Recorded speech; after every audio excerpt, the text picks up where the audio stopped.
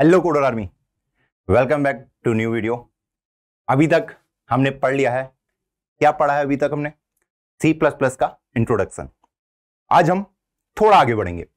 अभी तक हमने क्या देखा कि सी आउट प्रिंट वगैरह हम कैसे कर सकते हैं, इंट क्या होता है, बुलियन क्या होता है, फ्लोट क्या होता है, इस टाइप के डेटा टाइप हम देख चुके हैं। और साथ ही में कि उनको मेमोरी एलोकेट कितनी होती है वो भी हम देख चुके हैं। अब से यार बहुत सारे बच्चे ऐसे होंगे जिनको अभी थोड़ा अनकंफर्टेबल सा फील हो रहा है कि भैया यार ये लैंग्वेज उस लेवल पे समझ नहीं आ रही। देखो एक चीज याद रखना, अगर ये आसान होता तो हर कोई कर रहा होता। अगर कुछ बड़ा गोल हम रखते हैं तो हमें तभी अचीव होगा जब एफर्ट मारेंगे। मैं पिछली क्लास में भी कहा था 10-15 दिन दीजिए खुद को, आपके लिए ये जर्नी खुद स्मूथ हो जाएगी, क्योंकि हम एक नई चीज सीख रहे हैं। मेरे को भी दिक्कत आती थी। ओके, अब हम आगे बढ़ते हैं। आज हम सीखने वाले हैं कि यार यूजर से हम इनपुट कैसे लेते हैं। अभी तक हम क्या देख रहे थे? अभी तक मैं सिर्फ यही देख रहा था, ऐसे कुछ हमारा कोड होता था, हैश इंक्लूड।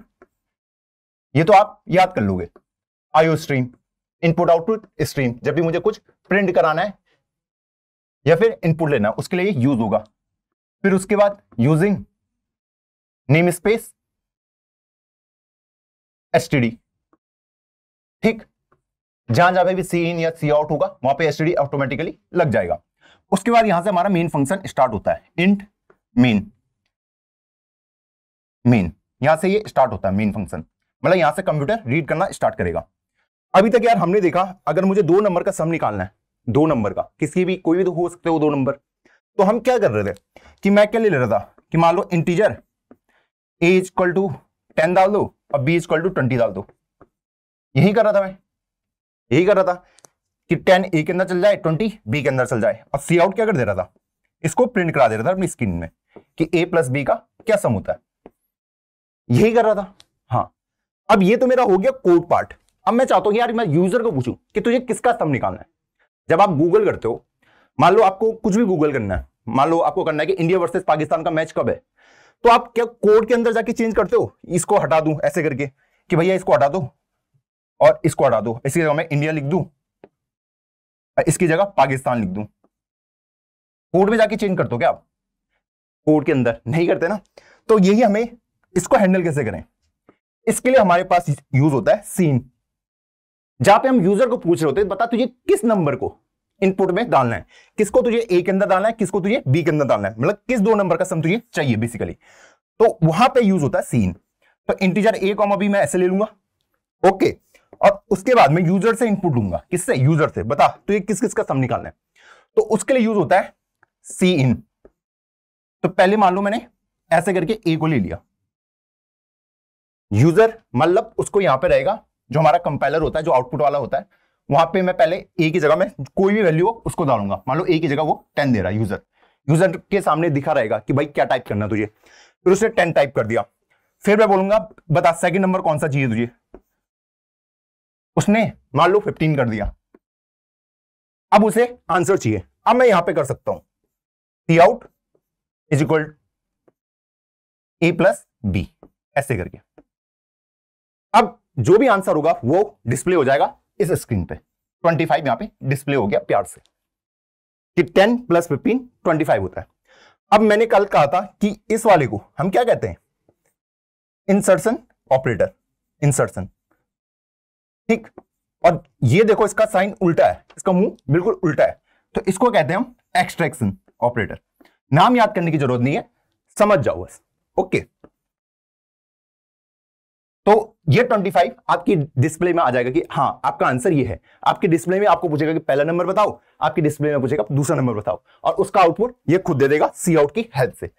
इस तरीके से सीन ने हमारी बहुत बड़ी प्रॉब्लम सॉल्व कर दी, जहां पे यूजर को यहां आके चेंज नहीं करना कोड के अंदर। यूजर के लिए अलग से जगह है कि भाई तू यहां पे पूछ, जैसे गूगल के लिए अलग से जगह होती है ना, तो मैं वहां पे टाइप कर देता हूं। तो टाइप करने के लिए होगा कि मैं यहां पे टाइप करूं पहला नंबर, दूसरा नंबर, और उसके बाद में उसे रिजल्ट दे दूं। सेम काम हम यहां पे भी कर रहे होंगे। सीन है, पहला इनपुट ले लिया, सीन है, दूसरा इनपुट ले लिया।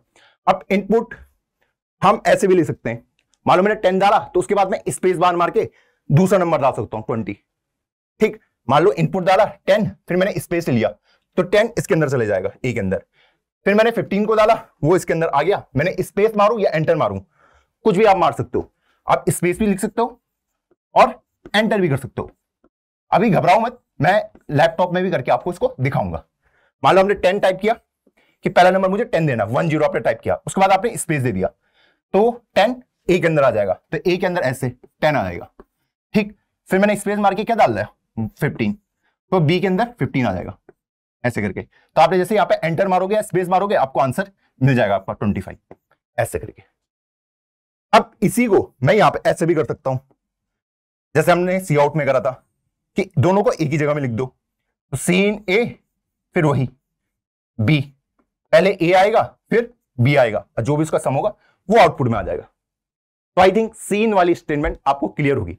तो सीन मतलब हम बोलते हैं कंसोल इनपुट या फिर कैरेक्टर इनपुट। एग्जैक्ट डेफिनेशन ये नहीं है, पर हम इसको ऐसे कंसीडर करते हैं। इसका मतलब क्या था, कंसोल आउटपुट, कि कंसोल में क्या डाल दो, आउटपुट को डाल दो, मतलब लैपटॉप की स्क्रीन में आउटपुट को डाल दो। सीन मतलब क्या होता है, जो भी आप टाइप कर रहे हो कीबोर्ड में उसको अंदर ले लो, पहले ए को ले लो और फिर बी को ले लो, उसको कैरेक्टर इनपुट भी आप बोल सकते हो। Character output, character input. अब वो ये मत समझना वो कैरेक्टर है, ओके, नाम है बोलने का बस तरीका। तो आपको ये हमारी स्क्रीन दिख रही होगी बढ़िया से। तो आज हम पहला अपना कोड लिखने वाले हैं। तो ये हमने कल लिखे हुए थे कोड, आज नई फाइल क्रिएट करते हैं, तो इसको नाम दे देते हैं second.cpp। अभी जो हमने कोड लिखा उसका हम कोड इसमें डिफाइन करते हैं। अब देखो इसमें क्या होता है, पहले अपनी हेडर फाइल इंक्लूड होंगी IOStream। ये लाइन तो बिल्कुल ऐसा कर लो कि रट लो, ओके, मीनिंग मैंने आपको समझा दिया है कल की क्लास में। फिर इंट मेन मतलब स्टार्ट, यहां से वो रीड करना स्टार्ट करेगा, ओके, इंट मेन से रीड करना स्टार्ट करेगा। अब एक एडवांटेज होती है, जब भी आप एक कर्ली ब्रेसेस लगाते हैं इसके बाद आप सेमीकोलन लगा भी सकते हैं, नहीं भी लगा सकते हैं, दोनों वर्क करेगा, ठीक है। तो आप कहीं भी आपको कर्ली ब्रेसेस दिखे तो आप उसके बाद सेमीकोलन लगा भी सकते हैं, नहीं भी लगा सकते, लेकिन C++ में चॉइस है, सी में नहीं थी वो चॉइस। तो अब मान लो मुझे कुछ भी इनपुट लेना है यूजर से, तो मान लो मैं 2 नंबर का सम कराना चाहता था, तो मैं ले लेता हूं इंटीजर a, b, 2 नंबर मैंने ले लिए, ठीक। अब मैं क्या कर सकता हूं, सी इन a और सी इन b इस टाइप से, ठीक, और लास्ट में सी आउट दे दूंगा a + b, इस टाइप से मैं इसको सॉल्व कर सकता हूं, ठीक। सीन का मतलब क्या है, देखो अगर मैं यूजिंग नेम स्पेस एसटीडी लगाता तो इसको लिखने का तरीका ये होता है, एसटीडी जो हमने कल देखा था, ठीक। अब भैया ये एसटीडी वाला, ये सीन वाला और ये IOStream वाला, इनसे हो क्या रहा है, देखो कंप्यूटर जो होता है हमारा, जो ये कंपाइलर होता है, उसको अभी इसका मतलब नहीं पता होता अपनी लैंग्वेज में, उसको पता नहीं है कि मेरी लैंग्वेज है इसका मतलब है क्या। मान लो आप हिंदी बोलते हो और मैं इंग्लिश में बोलता हूं, ओके, मैंने आपको एक नया वर्ड दिया डेडिकेशन, अब आपको उस डेडिकेशन का मतलब ही नहीं पता, ठीक, सेम कंप्यूटर के साथ है, उसे डेडिकेशन का मतलब नहीं पता, तो पहले आपको क्या करना पड़ेगा, उसको अपनी हिंदी लैंग्वेज में कन्वर्ट करना पड़ेगा कि यार डेडिकेशन मतलब समझ जाओ हिंदी में, ठीक, बता दो मुझे कोई। तो मैं क्या करूंगा, वो खोलूंगा एक डिक्शनरी जहां पे उसका मीनिंग लिखा हो, या फिर गूगल करूंगा, ठीक। तो वही इस हेडर फाइल का काम होता है कि उसमें उस चीज का मीनिंग रखा रहता है कि हाँ इस सीन का मतलब है क्या, तो उसे पता चल जाएगा कि अच्छा इसका मतलब है कि मुझे इनपुट लेना है। आई थिंक अब क्लियर होगा, ठीक। इसे भी पता नहीं होता मीनिंग कि सीन का मीनिंग क्या है, वो बताता है इसे IOStream वाला, ठीक। तो इस तरीके से हमने इस प्रॉब्लम को रिजॉल्व किया। तो आप भी यही करोगे ना कि आप क्या ले लोगे, डिक्शनरी ले लोगे, तो वही इसने किया है।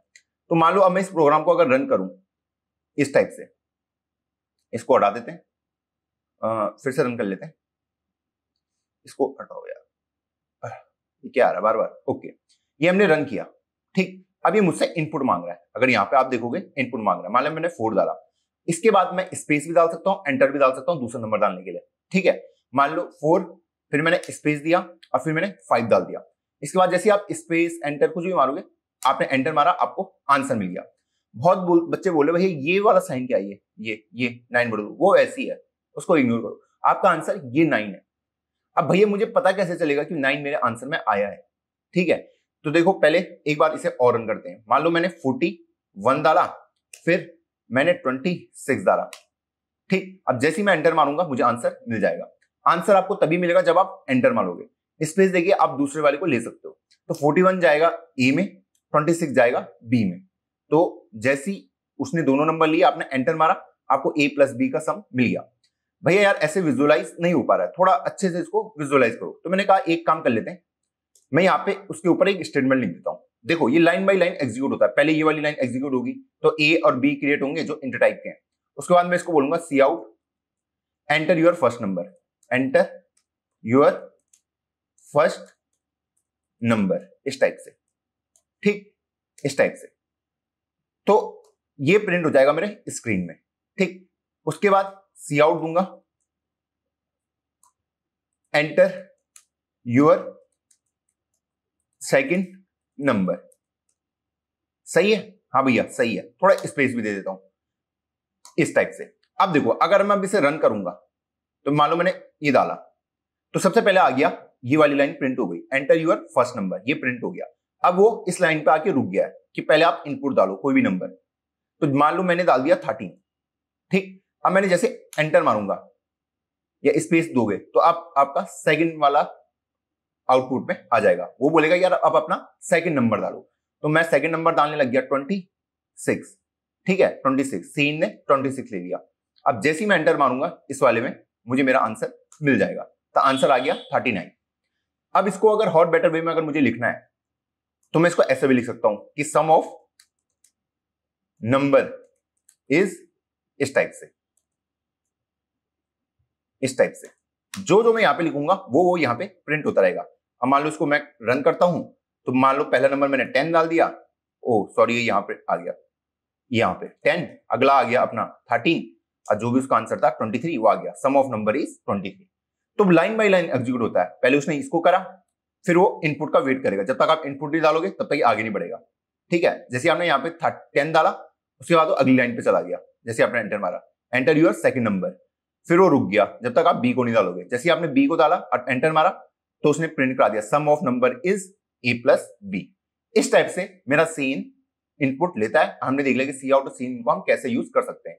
ऊपर से रीड करना स्टार्ट करेगा, जैसे मैंने कहा ना इंट मेन है तो यहां से वो स्टार्ट करता है, उसके बाद अंदर घुसेगा, वो पढ़ेगा पहले ए और बी को, जैसे हम बुक्स में पढ़ते हैं लाइन बाय लाइन, वैसे ही यहाँ पे भी होगा, पर स्टार्टिंग यहां से होगी। इस तरीके से ये काम होता है एग्जीक्यूट। अब हम में से बहुत सारे बच्चों का ये डाउट होगा कि भैया ये जो इंट है, कैरेक्टर होते हैं, बुलियन होते हैं जो हमने ये कल पढ़े थे, इनका यूज क्या है? ठीक, कल भी मैंने आपको एक्सप्लेन किया था कि ये डेटा को स्टोर करने के लिए होता है। डेटा क्या होता है? जो भी हम बोलते हैं, ठीक, अगर मुझे अपने कुछ डेटा स्टोर कराना है, कोई फाइल स्टोर करानी है, कुछ भी स्टोर कराना है, तो मेरा डेटा ही है। वो नंबर के फॉर्म में हो सकता है, कैरेक्टर के फॉर्म में हो सकता है, वर्ड के फॉर्म में हो सकता है, उनको मुझे स्टोर कराना है, ठीक है। अब उनको मैं स्टोर कैसे कराऊंगा? मैंने आपको पहले भी बताया था, अगर मैं उनको तमीज से स्टोर कराऊंगा, ठीक है, क्लासिफाई करके, जैसे मैंने आपको जारा का एग्जांपल दिया था कि मैन और फीमेल का अलग अलग ऑप्शन होता है, ठीक है, मैन वाला ग्राउंड फ्लोर में, फीमेल वाला अपर फ्लोर में, ताकि सबको आसानी से उस डेटा को मैं एक्सेस कर पाऊं। सेम इसमें भी होता है कि भाई मैं बता पाऊं कि ये जो 10 है वो क्या है, ठीक है, वो इंटीजर है क्या है, ताकि उसको मैं इजीली एक्सेस कर पाऊं, डेटा भी क्लासिफाई कर पाऊं, ठीक। अब ऐसा तो होगा नहीं, मुझे पता है जो कंप्यूटर है वो सब बाइनरी में ही स्टोर करने वाला है हर कुछ, तो उसको एक बार बताना भी पड़ता है कि जो तुमने बाइनरी नंबर स्टोर करके रखा हुआ है ये किस टाइप का है, ताकि अगर मुझे फ्यूचर में उस नंबर को निकालना भी पड़े, मान लो उसने तो बाइनरी में स्टोर कर दिया ऐसे करके 10101 ऐसे करके, ठीक, अब उसको बताना भी पड़ेगा फ्यूचर में कि भाई ये किस टाइप का डेटा है, ठीक है। अगर मुझे फ्यूचर में अपना डेटा वापस चाहिए, ठीक, मान लो आपके गूगल के सर्वर है, आपका इंस्टाग्राम है, आप इंस्टाग्राम का डेटा आपका कहीं ना कहीं तो सेव होता होगा, अब वो सब किस फॉर्म में हो रहे से बाइनरी फॉर्म में ही हो रहे होंगे वहां, क्योंकि वो वही समझता है। अब फ्यूचर में जब आप उसको निकालोगे डेटा को, है ना, वो तो 10 के फॉर्म में स्टोर है, जब आप फ्यूचर में उसको निकाल रहे हो, मान लो आपको अपने मैसेज को निकालना है, तो उसको पता चल जाएगा कि अच्छा ये मैसेज की फॉर्म है या स्ट्रिंग के फॉर्म में। और अगर मान लो इमेज भी वहां पे स्टोर हो रही है, तो इमेज भी कैसे किस टाइप में स्टोर होती है, वो भी 10 के फॉर्म में ही स्टोर होती है। तो जब वो 10 को निकालेगा तो उसका मीनिंग पहले ढूंढेगा, अच्छा ये इमेज फॉर्म के, तो इसको इमेज में यूजर को दिखाओ, हर चीज का मीनिंग होता है, ठीक, इसलिए। तो आई थिंक यहां तक आप सबको क्लियर हुआ। इसके बाद क्या पढ़ना होता है, जब हमको सीन वगैरह आ गया, कल हमने बहुत इंपॉर्टेंट चीज डिस्कस करी थी कि भाई अगर मैथ्स में, ये मैं पहले भी डिस्कस कर चुका हूं, है ना, कि ए के अंदर 10 डाल दो तो ये 10 ए के अंदर चले जाता है, ठीक। दूसरा होता है मेरा कंपैरिजन ऑपरेटर, कंपैरिजन, अगर मुझे किसी दो चीज को कंपेयर करना है, अगर मैं इसको बोलूंगा 3 = to 4 है, तो ये एक आंसर लेके देगा, ये इसको पूछेगा कि 3 = to 4 है, वो कहेगा हाँ है, तो ये आउटपुट में 1 देगा, है ही बराबर नहीं है ना, तो ये आउटपुट में 0 देगा। ठीक, अगर मैं इसको ऐसा लिख दूं, सॉरी, अगर मैं इसको ऐसा लिख दूं 2 इंटू 2 इक्वल टू 4, क्या ये बराबर है? हाँ, तो ये बोलेगा 1 कि हाँ, ये आप इससे क्वेश्चन पूछ लो क्या ये दोनों बराबर हैं, वो कहेगा हाँ। ठीक, अगर इसको 2 इंटू 3 कर दूं, बोलूंगा क्या ये बराबर है, वो कहेगा ना, ना मतलब 0। तो आई थिंक ये आपको आसानी से आ गया होगा। ठीक है, इसको मैं बोलता हूं कंपैरिजन ऑपरेटर, जो कंपेयर कर रहा है, तो ये हमेशा हाँ ना में जवाब देगा। इसको बोलता हूं मैं असाइनमेंट ऑपरेटर, जो असाइन कर रहा है वैल्यू को। आई थिंक ये आपको अच्छे से क्लियर हो गया होगा। तो बताओ, चमका नहीं चमका? सो गए क्या सुबह सुबह उठ के? नहीं, सोना नहीं है, आराम से आपको हर एक कॉन्सेप्ट को बारीकी से समझाया जाएगा। इसके बाद हमें क्या देखना होता है? हमने अभी देखा था यार, अगर मेरे पास इंटीजर ए है, ऐसे दे रखा, प्यारा सा इंटीजर ए दे रखा मुझे, ओके, मुझे पता है इसके अंदर मैं 10 को डाल सकता हूं, 10 को इसके अंदर मैं डाल सकता हूं। ठीक, एक ले लिया मैंने कैरेक्टर सी, एक कैरेक्टर सी ले लिया ऐसे करके, उसके अंदर वैल्यू पड़ी हुई है स्मॉल बी की। तो ये कुछ ऐसे दिख रहे होंगे कि ए में पड़ा है 10, है ना, विजुअलाइज करने के लिए, और एक है सी, उसके अंदर पड़ा है बी कैरेक्टर। अगर मैं आपको बोलूं क्या ए में डाल दो आप सी को, इसका मतलब क्या होगा कि सी में जो भी वैल्यू पड़ी है, जो भी सी में वैल्यू पड़ी है, उसको इसके अंदर डाल दो। अब आप बोलोगे यार भैया ये कैसे पॉसिबल है, ये कैसे पॉसिबल है, ये तो इंटीजर टाइप का है और ये कैरेक्टर टाइप का है। तो मैंने कहा ये मेमोरी में स्टोर कैसे होता है स्मॉल बी, तो हमको पता है यार ये मेमोरी में स्टोर होता है इसकी आस्काई वैल्यू, है ना, वही स्टोर होती है। और आस्काई वैल्यू क्या होती है इसकी? 99। धीरे धीरे आपको भी याद हो जाएगा। कैपिटल ए की होती है 65 और स्मॉल ए की होती है 98 आस्काई वैल्यू। उसके बाद आप बाकी कैलकुलेट कर सकते हो, बी की होगी 66, सी की होगी 67, ऐसी इसमें भी एक एक करके वो कंटीन्यूअस वे में आते हैं। तो अगर मैं इसको बोलूं कि इसके अंदर डाल दे, तो सी के अंदर कैरेक्टर बड़ा, कैरेक्टर इसके अंदर जा नहीं सकता, नहीं जा सकता ना। ए के अंदर सी थोड़ी ना स्टोर हो सकता, क्योंकि वो तो इंटीजर टाइप की वैल्यू चाहिए उसे, उसके अंदर वही स्टोर होगा जो इंटीजर टाइप का होगा। इसके अंदर ये बी थोड़ी ना आ जाएगा ऐसे करके, नहीं आ सकता ना। तो उसकी जगह कौन आ सकता है? जो स्मॉल बी की वैल्यू होगी आस्काई वैल्यू, ये तो आ सकता है उसके अंदर। अगर स्मॉल बी की वैल्यू है आपकी 99, ये तो आ सकता ना, जो कैरेक्टर बी है, तो वही इसके अंदर आ जाता है। और इसी कॉन्सेप्ट को हम कहते हैं टाइप कास्टिंग। टाइप कास्टिंग, एक टाइप के डेटा टाइप को दूसरे डेटा टाइप में स्टोर कराना, इसी को हम टाइप कास्टिंग कहते हैं। आई थिंक ये क्लियर होगा कैसे ये काम कर रहा है। अगर मैं आपको बोलूं, चलो इस आगे वाले को, इसको थोड़ा आगे देखेंगे। अब इसमें एक और चीज हम डिस्कस करते हैं कि यार टाइप कास्टिंग मेरी समझ आ गई कि अगर मुझे कोई कैरेक्टर टाइप की वैल्यू ए के अंदर डालनी है तो मैं डाल सकता हूं। अब मैं अगर आपको बोलूं कि अगर ये सी है, इसमें ए को डालना है, ठीक है, अभी ये वाली स्टेटमेंट नहीं है, ए की वैल्यू सी में डालनी है, तो आपका आंसर क्या आना चाहिए? ए की वैल्यू सी में डालनी है। तो ए के अंदर क्या पड़ा हुआ था? ए के अंदर क्या पड़ा हुआ था भैया? ए के अंदर पड़ा हुआ था 10, ठीक, और सी के अंदर क्या पड़ा हुआ था? Small B.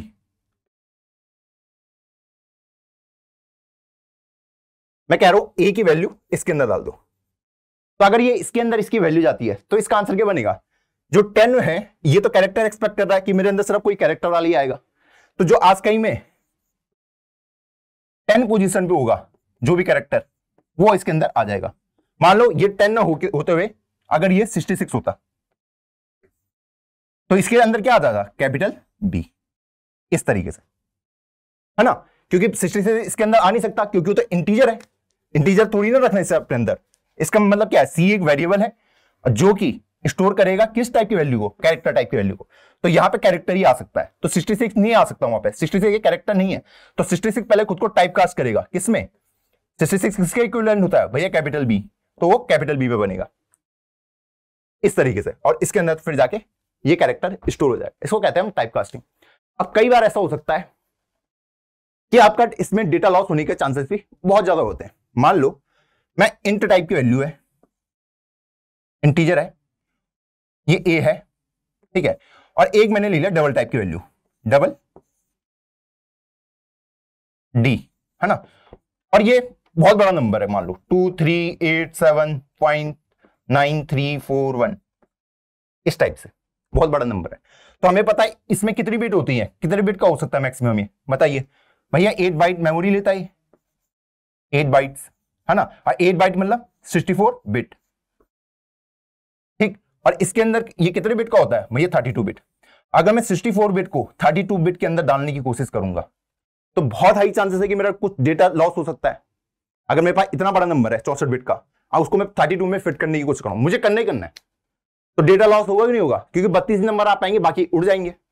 या फिर ये कंपाइलर डिपेंडेंट भी होता है कई बार, कि कंपाइलर की मर्जी वो कैसे उसको उसके अंदर डाल रहा है, क्या पता वो कोई नई टेक्निक लगा रहा हो, तो इसमें डेटा लॉस होने के चांसेस होते हैं, ठीक। अब जैसे यहां पे अगर यही नंबर यहां पे इसकी जगह 466 होता तो क्या होता, अब देखो 466 होता, क्या ये इसके अंदर आ सकता था, क्योंकि मुझे पता है आज की वैल्यू कहां से कहां तक होती है, 0 से लेकर 255 तक, यही नंबर इसके अंदर एग्जिस्ट कर सकते हैं, ठीक है। क्योंकि कैरेक्टर कितने बाइट का होता है, 1 बाइट का होता है ना, 1 बाइट मतलब 256 बिट, सॉरी 1 बाइट मतलब 8 बिट, ठीक। और ये कितने बिट का होता है, 32 बिट। अगर मैं 32 बिट को इसके अंदर घुसाने की कोशिश करूंगा तो हाई चांसेस है मेरा डेटा लॉस होगा, क्योंकि ये बहुत बड़ा नंबर है। यहां पे तो पहले क्या था, ए था, मतलब 66 था, तो 66 तो आ गया था इसके अंदर, क्योंकि 66 को हम कैसे लिखते हैं, ऐसे लिखते हैं ना, 1 फिर 0 0 0 0 1 0, ऐसे कुछ लिखते हैं, तो ये तो आ जाएगा उसके अंदर, क्योंकि ये कितने बिट का है, 8 बिट का, ठीक। मतलब इसके पहले भी 0 रहे होंगे, 32 बिट वाला, ठीक। तो मुझे सिर्फ इतना पोर्शन चाहिए था उसके अंदर, इतना, तो ये तो आ गया था इसके अंदर, तब उसने कुछ एरर नहीं दिया।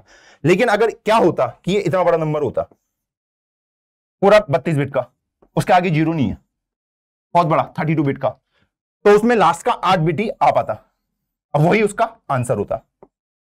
तो इसमें क्या होता है, डेटा लॉस होने के चांसेस बहुत हाई रहते हैं, ठीक। आ रहा समझ क्या कहना चाह रहा हूं। अगर आप जो बड़ा बिट वाला है, मान लो अगर मैं इसको ऐसे करूं, यहां पे इंटीजर आपको दे रखा है, ठीक है, इंटीजर यहां पे बहुत बड़ा नंबर दे रखा है, ठीक, बहुत मतलब बहुत ही बड़ा, मान लो 26845 ऐसे करके, ठीक। और ये कैरेक्टर है, इसको मैं ए ले लेता हूं, ए सी ले लेता हूं, इसके अंदर बी भरा हुआ है, मैं सी के अंदर ए को डालने की कोशिश कर रहा हूं।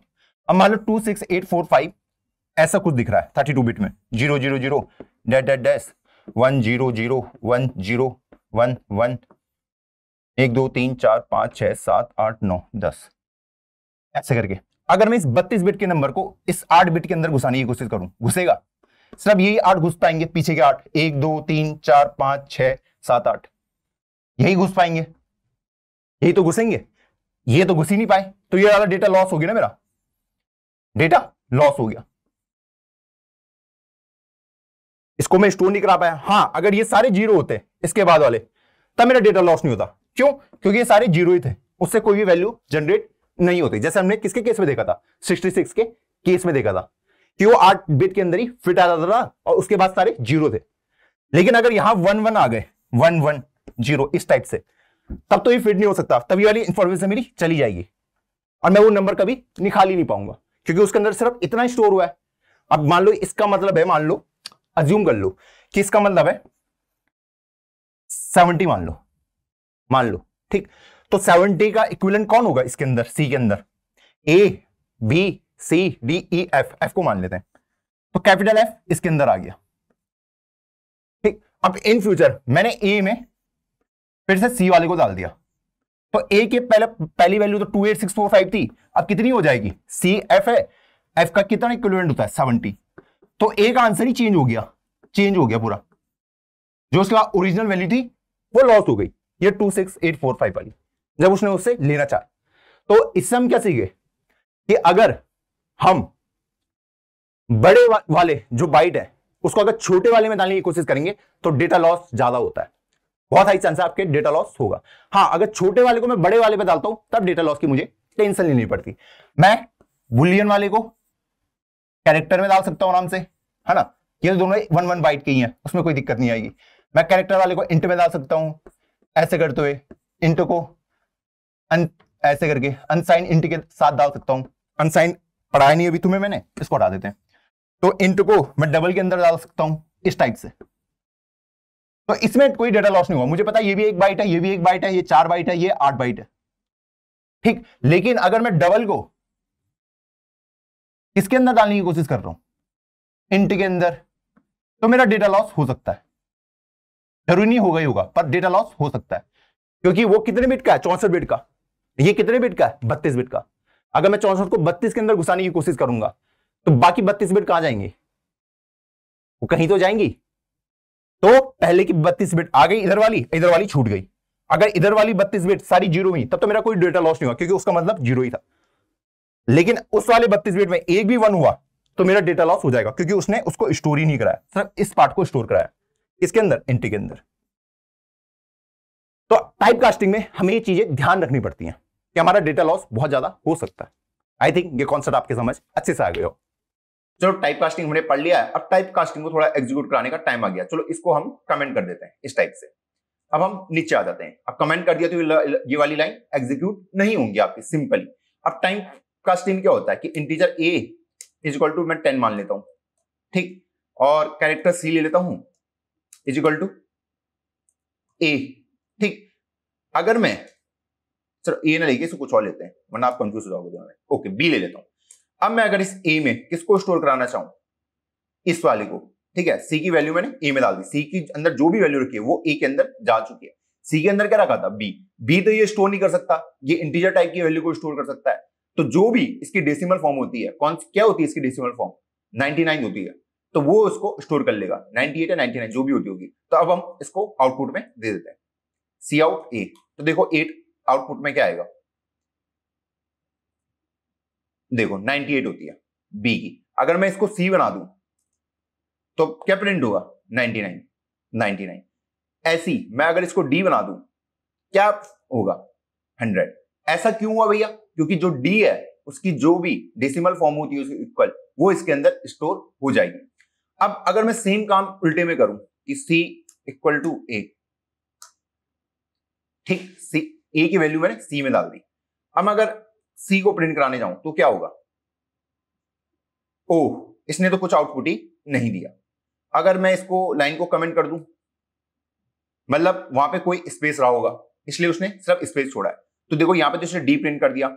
मान लो ए को मैं 66 लिख देता हूं जिसका मुझे मीनिंग पता है, ठीक है। तो सी के अंदर मैंने ए को डाल दिया। अब ए की वैल्यू जो भी थी वहां पे 66 वो सी के अंदर जा चुकी है, पर सी क्या लेता है, कैरेक्टर टाइप की वैल्यू को। तो 66 के अराउंड जो भी कैरेक्टर होगा वो सी के अंदर स्टोर हो जाएगा, तो वही मुझे आउटपुट में दिखाएगा। तो 66 के अराउंड क्या होता है, बी, तो वो बी ही आउटपुट में देगा। तो जिस टाइप का वो होता है उसी टाइप का वो आउटपुट देता है। ए के अंदर 66 था, 66 इसके अंदर चला गया, सी के अंदर डायरेक्ट नहीं जा सकता, क्योंकि सी भी क्या लेता है, कैरेक्टर टाइप का। तो 66 के अराउंड जो भी कैरेक्टर एग्जिस्ट करता है वो क्या है, बी, तो उसने वो आउटपुट दिया। अगर मैं इसको 65 कर देता तो क्या आउटपुट आता, भैया ए, ठीक। भैया जो पहले आपने 10 किया था उसमें क्या दिक्कत आई, तो देखो मैंने कहा उसमें दिक्कत नहीं आई, वो वाला स्पेस के लिए खाली था, ठीक है। अगर आप देखोगे ना 10 के अराउंड क्या है, तो वहां पे स्पेस के अराउंड कुछ होगा, ठीक है, कि वो खाली स्पेस को प्रिंट करा रहा होगा। इस टाइप से मैं टाइप कास्टिंग को करता हूं, ठीक। अगर मैं इस वाले नंबर को, ठीक, मुझे पता है जो मेरा कैरेक्टर है वो मैक्सिमम कितनी बिट ले सकता है, कि कहां तक स्टोर करा सकता है, 256 तक, ठीक है, क्योंकि 8 बिट का होता है। तो मैक्सिमम नंबर वो कहां तक स्टोर करा सकता है, टोटल 256 तक। मतलब अगर मैं 0 1 2 अप टू 255 तक वो वैल्यू को स्टोर अपने अंदर करा सकता है, ठीक है, क्योंकि 8 बिट का होता है ना कैरेक्टर पर, 8 बिट का कैरेक्टर होता है, ठीक। तो मैक्सिमम वैल्यू मैं टोटल कितनी डिफरेंट टाइप की वैल्यू स्टोर करा सकता है, 255, ठीक है। कहां से कहां तक, 0 से 255 तक, इस टाइप से। अगर मैं यहां पे आपको बोलूं कि अगर ए के अंदर मैं कोई बड़ा नंबर लिख दूं 1 2 3 4, अब मैं इसके अंदर इसको डालने की कोशिश करूंगा, तो अब आउटपुट क्या आना चाहिए, क्योंकि मुझे पता है जो 1 2 3 4 है वो 8 बिट में नहीं आता है। तो देखो कुछ ये आउटपुट में आपका आ गया, ये वाला साइन। अगर मैं इसको फिर से चेंज करूंगा तो अब कुछ और आ जाएगा, अभी नहीं आ रहा है। तो मतलब एक रैंडम वैल्यू आ जा रही है 1 2 1, क्योंकि पूरा डेटा उसके अंदर स्टोर नहीं हो पा रहा। अब देखो y आ गया, तो मतलब जो पूरे वैल्यू है वो उसके अंदर नहीं आ पा रही है, ठीक है, क्योंकि मुझे पता है जो a है वो मे बी टोटल मुझे पता 32 बिट का है, और जो 1 2 1 2 1 है वो टोटल मान लो 12 या 14 बिट में आ रहा है, 14 बिट में, तो 8 बिट के अंदर घुस ही नहीं सकता, और नहीं घुस सकता तो उसमें मेरा डेटा का क्या होगा, लॉस होगा। और वही यहां पे हो रहा है कि डेटा लॉस मेरा हो रहा है। तो इस तरीके से हमने आउटपुट आया है। ओके, थोड़ा आप इसके बारे में पढ़ोगे तो आपको पता चल जाएगा। ठीक, मान लो जो आपका 1 to 1 है, 1 to 1 to 1, इसकी जो बाइनरी फॉर्म है, ठीक है, वो 32 बिट की होगी। तो मान लो मैं आगे वाले जीरो लिख रहा हूं, मान लो ये है 1010000101, ठीक है, ये है। अब इसके आगे बाकी जीरो है क्योंकि 32 बिट में आता है। तो 1 2 3 4 5 6 7 8, सिर्फ यही 8 नंबर उसके अंदर स्टोर हो पा रहे हैं। बाकी जो डेटा बचा है वो उसके अंदर स्टोर नहीं हो पा रहा है, तो उनका डेटा लॉस हो जा रहा है। तो हमने सीखा था कि अगर मैं छोटे वाले को बड़े में डालता हूं तो इजीली स्टोर होता था, लेकिन बड़ा वाला अगर छोटे वाले में डालता हूं तो मेरा डेटा लॉस हो सकता है क्योंकि पूरे को स्टोर नहीं करा सकता। ओके, तो आई थिंक टाइप कास्टिंग आपकी समझ आ गई होगी इजीली। अब जो इसके बाद हम आगे जो कॉन्सेप्ट पढ़ने वाले हैं, कौन सा कॉन्सेप्ट पढ़ें? अभी तक हमने सारी चीज देख ली, हमने देख लिया प्रोग्राम स्टार्ट देख लिया था, हमने स्टार्ट भी देख लिया था, मैंने प्रोसेस पार्ट भी देख लिया। प्रोसेस मतलब दिमाग लगाता जब कंप्यूटर कि 2 + 3 कितना होता है। ठीक, मैंने इनपुट आउटपुट भी देख लिया, इनपुट आउटपुट कैसे लेता है, इनपुट और आउटपुट ये भी मुझे भैया आ गया। और इसके अलावा हमारे पास एक ये वाला बचा हुआ है, डिसीजन मेकिंग। ठीक, ये वाला भी हमारे पास बचा हुआ है। तो अब इस पे आते हैं हम। तो इसमें क्या होती थी, इसमें सिंपल कंडीशन होती थी जो मैंने आपको बताया था कि अगर आपको कोई एक पैकेज ऑफर कर रहा है, याद है क्वेश्चन, एक कंपनी का आपको ऑफर लेटर आया कि हम आपको एक्स अमाउंट ऑफर कर रहे हैं, तो आपकी कुछ कंडीशंस होंगी यार कि अगर 10 लाख से ऊपर हुआ मैं तभी एक्सेप्ट करूंगा वरना रिजेक्ट करूंगा। वही काम मुझे यहां पे करना है, वो कंप्यूटर को कैसे समझाऊंगा? तो यहां पे भी वही है कि अगर मेरा पैकेज 10 लाख से ऊपर हुआ तो मैं एक्सेप्ट करूंगा और अगर कम हुआ तो मैं रिजेक्ट कर दूंगा। कैसे दिखाना है इससे? मान लो पैकेज ये है, इसके अंदर वैल्यू रखी हुई है, इंटीजर पैकेज मान लेता हूं उसे, इसके अंदर कोई वैल्यू रखी हुई है, मान लो 15 रखी हुई है। ठीक, अब मैं यहां पे वही कंडीशन लगाने वाला हूं। अगर मेरा पैकेज, इफ पैकेज, ऐसे करके लिखते हैं, इफ अगर package is greater then 10 lakh, ये इसका सिंटैक्स होता है। इफ, ये पूरा स्टेटमेंट, पैकेज ग्रेटर देन 10 ऐसे लिखना है। अगर ये इससे बड़ा होता है तो उसके बाद ये आते हैं, प्रिंट करा दो सी आउट एक्सेप्टेड,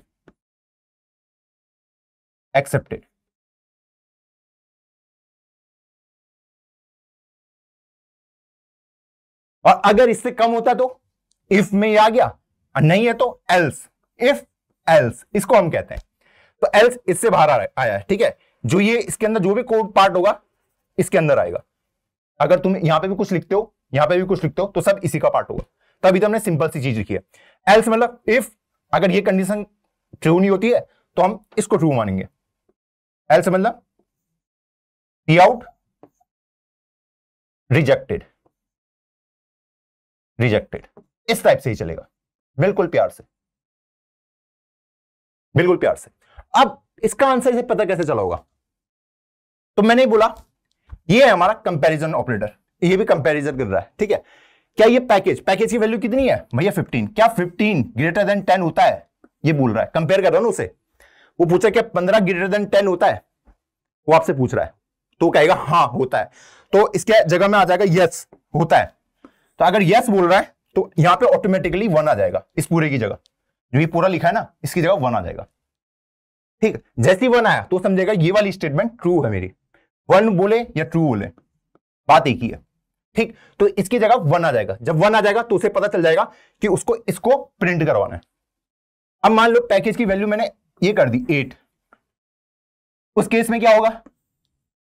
अगर मैंने पैकेज की वैल्यू 8 कर दी तो पूछेगा क्या 8 ग्रेटर देन 10 है? वो कहेगा नहीं है भैया। तो नहीं है तो इस पूरे की जगह क्या आना चाहिए? 0 भैया, या फिर फॉल्स भी बोल सकता हूं। तो जो ये पूरा आपको दे रखा है ये वाला पोर्शन, इसी जगह 0 आ जाएगा। तो 0 मतलब ये गलत है, इसको नहीं करना, आपको इसको एग्जीक्यूट नहीं करना है। वो कहेगा इसको एग्जीक्यूट करो, तो एल्स में सीधा इसको एग्जीक्यूट कर दो, सी आउट रिजेक्टेड। क्लियर? तो मैंने आपको पढ़ना भी सिखा दिया। जब भी आपके पास ऐसे कंपैरिजन ऑपरेटर हो, greater than, smaller than, equal to, कि हमेशा आंसर आपको देंगे 0 और 1 में। ठीक है, मैंने बोल दिया क्या 2 ग्रेटर देन 3 है, ये कहेगा नहीं, तो इसी जगह आ जाएगा 0। क्या 4 ग्रेटर देन स्मॉलर देन 5 है, ये कहेगा यस, तो इसी जगह आ जाएगा पूरे की जगह 1। ये भी सेम कहानी पूछेगा, क्या 4 इक्वल टू 4 है, तो इस पूरे की जगह आ जाएगा यस है। तो जब भी आपके पास ऐसे ब्रेसेस में हो, ठीक है, तो इसमें अगर 1 आ जा रहा फाइनली, तो ये वाली स्टेटमेंट चल जाएंगे, नहीं आया तो एल्स वाली चल जाएगी। आई थिंक ये क्लियर होगा लॉजिक सबको, इफ एल्स का। तो भैया अब आ जाते हैं हम अपने इफ एल्स वाले एग्जांपल में, जो भी हमने देखा था कि भैया एक आदमी को पैकेज मिला है, तो इसके लिए एक नई फाइल बना देते हैं। तो इसके लिए लिख देते हैं if else dot CPP. Okay, अब क्वेश्चन में सबसे पहले वही हैश इंक्लूड आईओ स्ट्रीम, ये ठीक, यूजिंग, इसको ना बार बार नई नई फाइल बनाते रहोगे ताकि आपको ये इसके साथ आप थोड़ा फैमिलियर हो जाओ। ठीक, हाँ भैया, इंट मेन में आ गया। अब वही था पैकेज वाला, अगर पैकेज 10 लाख से ऊपर हुआ तो मैं एक्सेप्ट कर लूंगा, वरना रिजेक्ट कर लूंगा। ठीक, तो मैं एक इंटीजर पैकेज ले लेता हूं, ये पैकेज में ले लिया। मैं यूजर को बोलता हूं तू बता इनपुट में क्या क्या कितने का पैकेज मिला है, सीन पैकेज। अब मैं इफ एल्स वाली कंडीशन लगाता हूं, if package is greater then 10, तो मैं यहां पे कर्ली ब्रेसेस लगा देता हूं, सी आउट, क्या बोलूंगा, एक्सेप्टेड, यही होगा। और नहीं तो एल्स में फिर से कर्ली ब्रेसेस, रिजेक्टेड, सी आउट, रिजेक्टेड।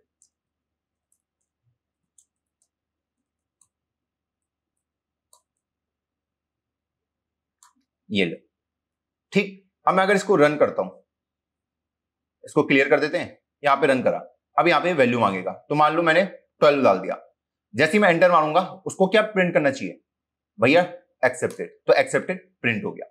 अब आप ये सोच सकते हो कि भैया जब मैं सी इन की जरूरत ही मुझे क्यों पड़ी, ये भी आपका क्वेश्चन हो सकता है, मैं सीधा पैकेज को यहीं पे क्यों नहीं डाल पा रहा हूं, यहीं पे डाल देता। देखो जब हम नॉर्मल कोडिंग करते हैं, ठीक है, आप नॉर्मल यूजर हो, आप जब इंटरनेट पे चलते हो, गूगल सर्च करते हो, तो क्या आप कोड पार्ट पे जाके चेंज करते हो, आप तो ऐसी इसमें डालते हो ना एंट्री। तो मान लो ये गूगल सर्च है, वहां पर आपको कह रहे हैं कि यहाँ पे आप सर्च कर सकते हो किसी भी टॉपिक को, तो वो यहाँ पे आपको यूजर को मिल रहा है। तो मैं कोड पे चेंज नहीं करता, जब भी मैं यूजर से पूछता हूँ डायरेक्ट, मैं उसको एक्सेस नहीं देता कोड की, भाई मेरे कोड में छेड़छाड़ कर यहाँ पे चेंज कर, इसलिए यहाँ पे नहीं देते, हम यूजर से पूछते हैं कि भाई तुझे किसके लिए चाहिए। ठीक, अब मान लो यूजर को जानना है 8 के लिए, कि अगर उसका 8 लाख का पैकेज है, तो वो क्या करेगा, रिजेक्ट कर देगा। तो पहले ये 8 आया पैकेज के अंदर, उसने पहले कंपेयर किया कि 8 क्या ग्रेटर है 10 से, उसने कहा नहीं है, तो उसने बोला नहीं है तो ये प्रिंट करा दो, सी आउट, रिजेक्टेड। इस टाइप से ये वाला भी हमने सॉल्व कर दिया। अब अगला क्वेश्चन देखते हैं। आप सब एग्जाम देते हो, बढ़िया से देते हो, आप में से तो कुछ बच्चों की बैक भी लगी होगी, जहां तक मुझे भरोसा है। बताओ किस चीज की बैक लगी है, कमेंट में बताओ मुझे। तो भाई आपको एक चीज दिया है, आपको मार्क्स दिए हैं आपके फाइनल, ठीक, मतलब परसेंटेज दी है कि आपके कितने परसेंट बने, आपको बताना वो बंदा पास है या फेल है। ठीक, कि परसेंटेज दे रखी है, अगर उसकी परसेंटेज 33 से कम हुई तो फेल बोल दूंगा, वरना पास बोल दूंगा। ठीक, तो यहां पे मैं वही कर लूंगा, एक इंटीजर ले लूंगा। अब मैं चाह रहा हूं यार मैं यूजर से ही इनपुट डलवाऊं, यूजर से कि तू बता अपने कितने मार्क्स हैं या कितनी तेरी परसेंटेज है, इंटीजर मार्क्स। तो सीन में ले लूंगा मैं यूजर से, यहां पे मार्क्स ये मैंने ले लिए यूजर से। ठीक, अब मैंने क्या बोला था, अगर मार्क्स आपके 33 से ज्यादा हुए तो पास, वरना फेल, इफ एल्स। तो वही मैं करने वाला हूं, if marks is greater then 33 तो सी आउट पास, इसके अंदर ऐसा आएगा, सी आउट पास।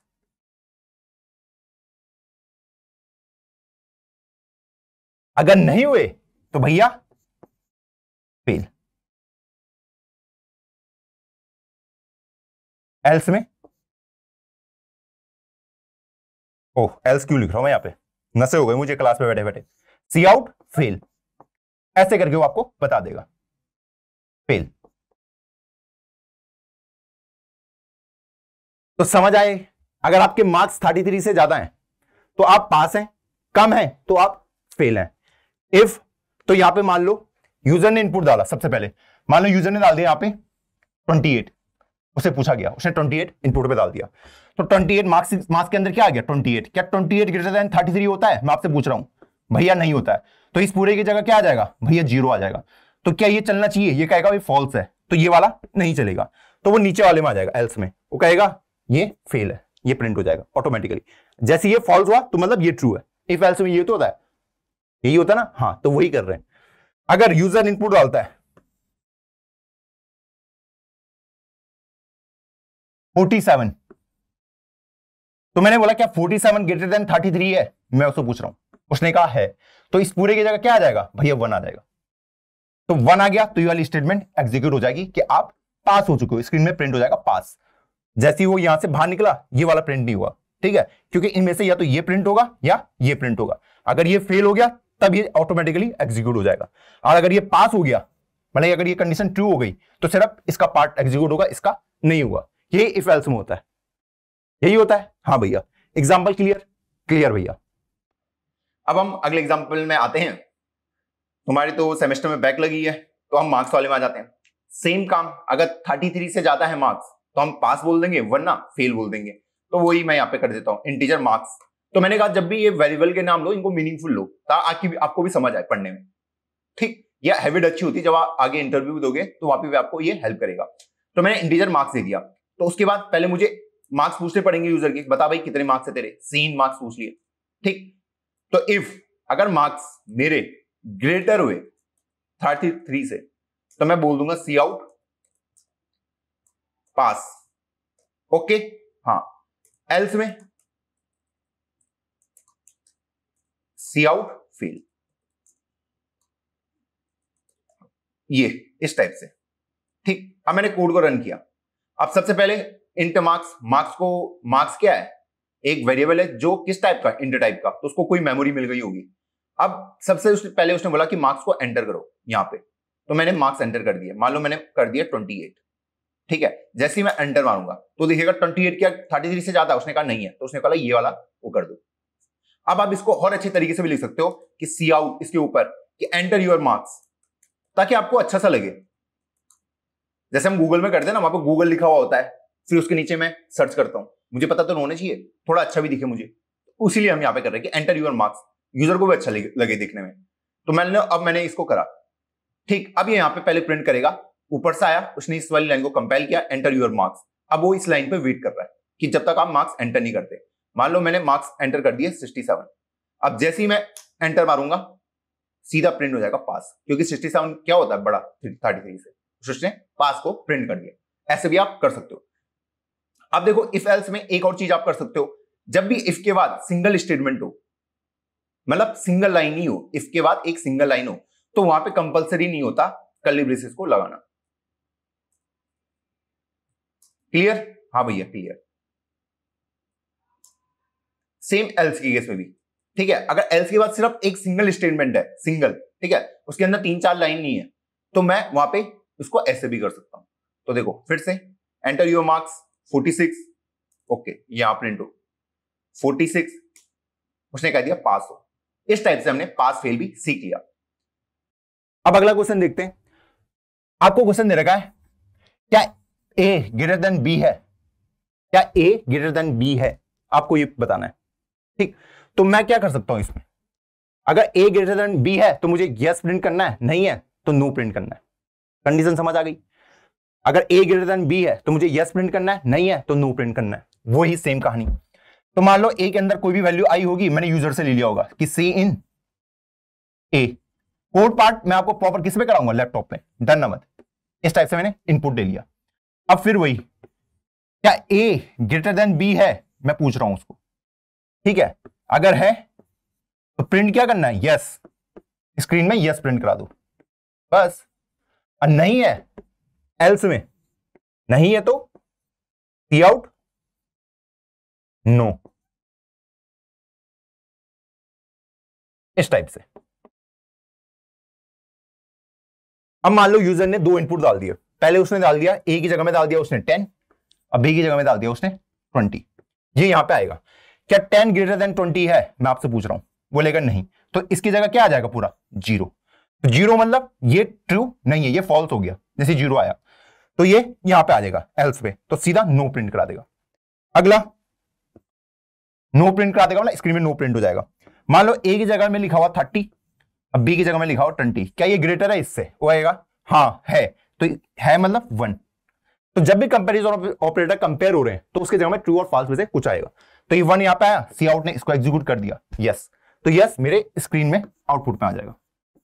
तो बताओ ये वाला एग्जांपल क्लियर हुआ या नहीं हुआ? चमका नहीं चमका? चमक रहा है, कितना चमक रहा है? तो नहीं रहे हो क्लास में भाई, भारत का युवा सो रहा है, जाग जाओ भाई जाग जाओ, चाइना वाले बाहर कर देंगे वरना। ओके, अगला बार तो वैसे भी किसका होगा? साइबर वॉर ही होगा।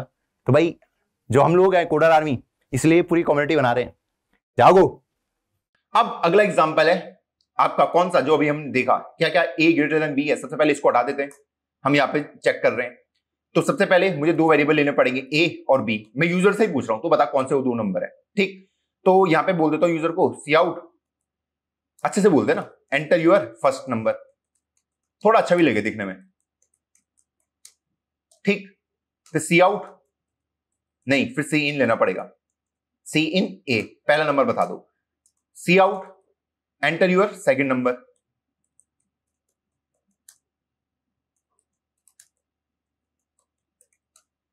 अब मुझे आउटपुट में क्या देना है? अगर ए ग्रेटर हुआ बी से तो यस, वरना नो। ठीक, ये मैंने दोनों नंबर इनपुट में ले लिए, तो सी इन बी। अब if A is greater than B, क्या करना है भैया? सी आउट यस, नहीं तो भैया सी आउट नो, इस टाइप से। तो अगर मैं इसको रन करूंगा तो सबसे पहले बोलेगा फर्स्ट नंबर को एंटर करो, मैंने 24 कर दिया। फिर मैंने जैसे ही एंटर मारूंगा तो वो इस वाली लाइन पे पहुंच जाएगा, एंटर योर सेकंड नंबर, वो प्रिंट हो गया। अब वो सीन बी पे वेट कर रहा है। अब मैं यहां पे नंबर टाइप कर दिया मैंने 12, तो वो क्या बोलेगा? यस, कि पहला वाला बड़ा है दूसरे वाले से। ठीक, फिर से अगर रन करूं, क्लियर, कई बार आ जाता है, ये क्या हो गया? ओके, हो गया। देखो इस टाइप के एरर ना कभी कभी इसके अंदर आ जाते हैं, इनको इग्नोर करा करो। ठीक है, एंटर योर फर्स्ट नंबर। अब मैं अगर अपने फर्स्ट नंबर को एंटर करूं तो मैंने 23 कर दिया, अगला किया 54, तो नो प्रिंट होगा क्योंकि ए बड़ा नहीं है बी से। तो ए की जगह आ जाएगा 23, बी का जाएगा 54। क्या 23 54 से बड़ा है? नहीं है, तो एल्स वाली स्टेटमेंट ऑटोमेटिकली चल जाएगी। तो अभी तक हम इतनी स्टेटमेंट देख चुके हैं। अब अगला क्वेश्चन आपको उसने दिया है, आपको 2 नंबर दे रखे हैं या फिर 1 नंबर दे रखा है, आपको बताना वो इवन है या ऑड है। 1 नंबर दे रखा होगा, आपको बताना वो इवन है या ऑड है। तो मैं ले लेता हूं इनपुट से सी इन, एक इनपुट ले लेता हूं नंबर। नंबर किस टाइप का? इंटीजर टाइप का। ऐसे भी कर सकते हो, मैं पूरा कोड नहीं लिख रहा हूं, अभी सिर्फ लॉजिक समझा जा रहा है। ऐसे करके नंबर इनपुट पे ले लिया, सी इन नंबर। ठीक, अब इवन की कंडीशन क्या होती है कि इसका रिमाइंडर कितना होगा? 0। यही होता ना, रिमाइंडर कितना होता है? 0। और अगर रिमाइंडर 1 आया तो वो क्या होगा? ऑड होगा।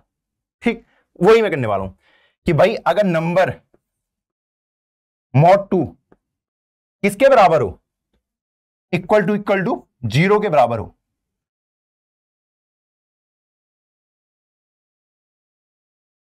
तो सी आउट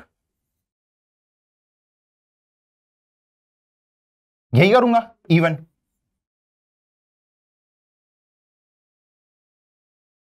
और एल्स में सी आउट ऑड, इस टाइप से। अब मान लो उस यूजर ने इनपुट में डाल दिया आपके कोई भी नंबर, नंबर की जगह डाल दिया उसने 20। ठीक, नंबर mod 2, 20 mod 2 कितना आता है बच्चों बताओ? भैया 20 mod 2 आता है 0। क्या 0 इक्वल टू 0 होता है? वो ये पूछ रहा है, क्या 0 इक्वल टू 0 होता है? वो कहेगा यस, तो इसकी जगह में पूरा क्या आ जाएगा? यस मतलब 1, तो मतलब ये स्टेटमेंट ट्रू है, तो वो इसको प्रिंट करा देगा। समझ गए? वो क्या पूछ रहा है, क्या 0 इक्वल टू 0 है? तो इसका मतलब 0 मत लिख देना। पहले जब मैं कोडिंग करता था तो बोला अरे 0 इक्वल टू 0, अच्छा मैं यहां पे 0 लिख देता। मतलब थोड़ा कॉमन सेंस लगाना, थोड़ा सा हल्का सा। तो क्या 0 बराबर है 0 के, है ना? तो ये वाला क्यों लगा? ये कंपैरिजन ऑपरेटर है।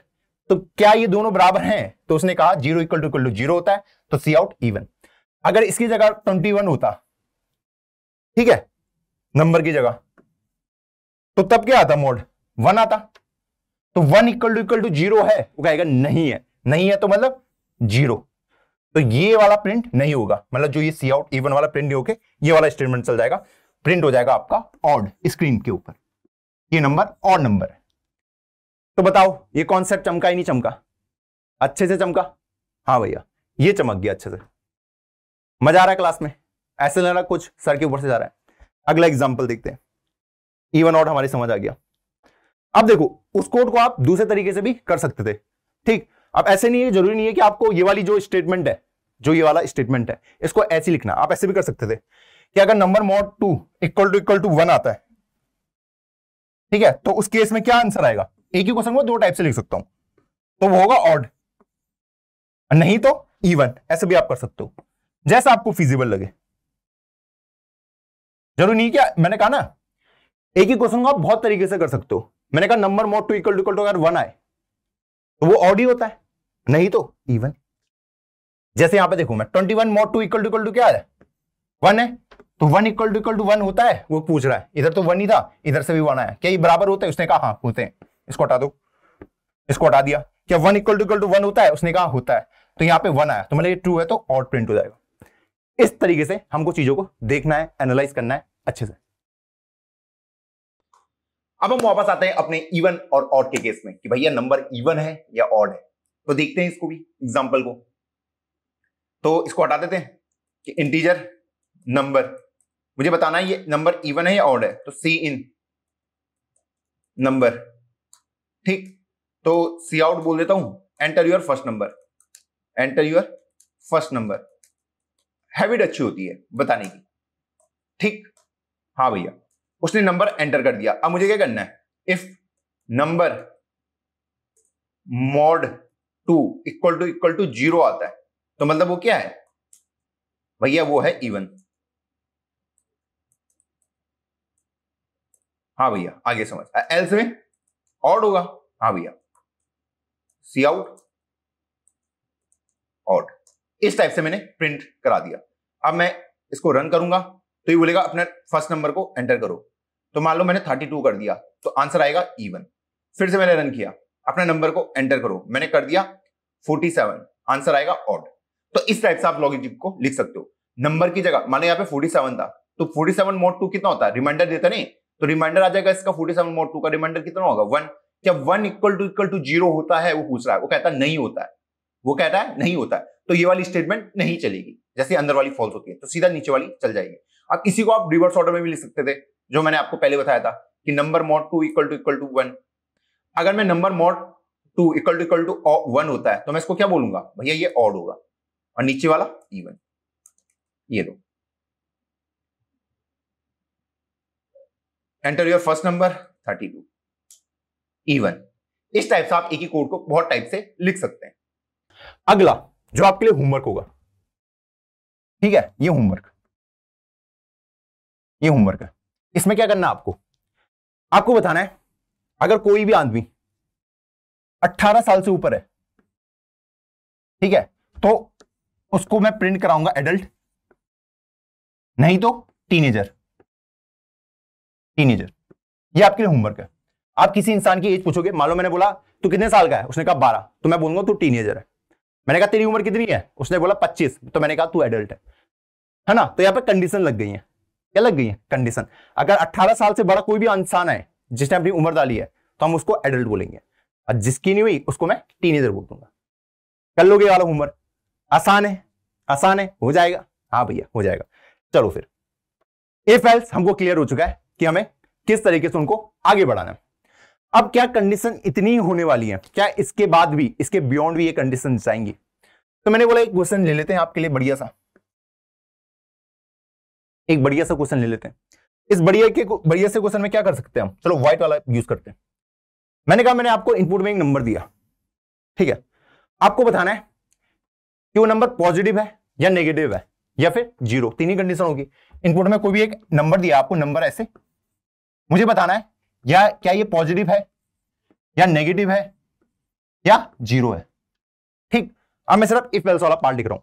एक तरीका ये हो सकता है कि इफ नंबर ग्रेटर देन 0, तो मैं सी आउट डायरेक्ट बोल सकता हूं इसको कि भाई तो पॉजिटिव भी होगा, सी आउट प्रिंट करा दूंगा पॉजिटिव। ठीक, और अगर छोटा हुआ, अगर ये वाली कंडीशन ट्रू नहीं होती है, तो मतलब वो क्या हो सकता है, 0, -1, -2, कोई भी वैल्यू होल्ड कर सकता हो। ये तो किसके लिए था, नंबर जब ग्रेटर देन 0 हो। अगर नहीं है तो उसका मतलब क्या हो सकता है कि नंबर 0 भी हो सकता है, -1 भी हो सकता है, -2 भी हो सकता है। तो एल्स के अंदर मेरी कंडीशन ऐसे बनेगी। एल्स में मैं सीधा वो ना कर दूं, सी आउट मतलब नेगेटिव, ये मत कर देना, क्योंकि अगर वो नंबर 0 हुआ तो क्या करोगे, उसके लिए मुझे 0 प्रिंट करना था। तो एल्स के अंदर मैं आया, इसके अंदर मैं इफ एल्स लिख सकता हूं आराम से। अब मैं यहां पे चेक कर सकता हूं, मुझे पता है वो नंबर 0, -1, -2, -3, -4 में से कोई भी हो सकता है। तो मुझे सिर्फ 0 के लिए देख लेता हूं एक केस कि इफ अगर वो नंबर किसके बराबर हो, 0 के बराबर, तो भाई सी आउट कर देना 0, ऐसे। और नहीं हुआ तो मैं बोल सकता हूं उसको क्यों नंबर नेगेटिव था, ऐसे करके सी आउट। तो आप देख पा रहे हो कि थोड़ा कोड हमारा घसड़ पसड़ हो चुका है, नेगेटिव, ऐसे करके, ऐसे करके मैं उसको लिख सकता हूं। अब आप देख रहे हो यार ये कुछ लंबा सा कोड खींच गया, पहले मैं इफ में आया फिर एल्स में आया। ऐसे मेरे पास बहुत सारी कंडीशन हो सकती हैं।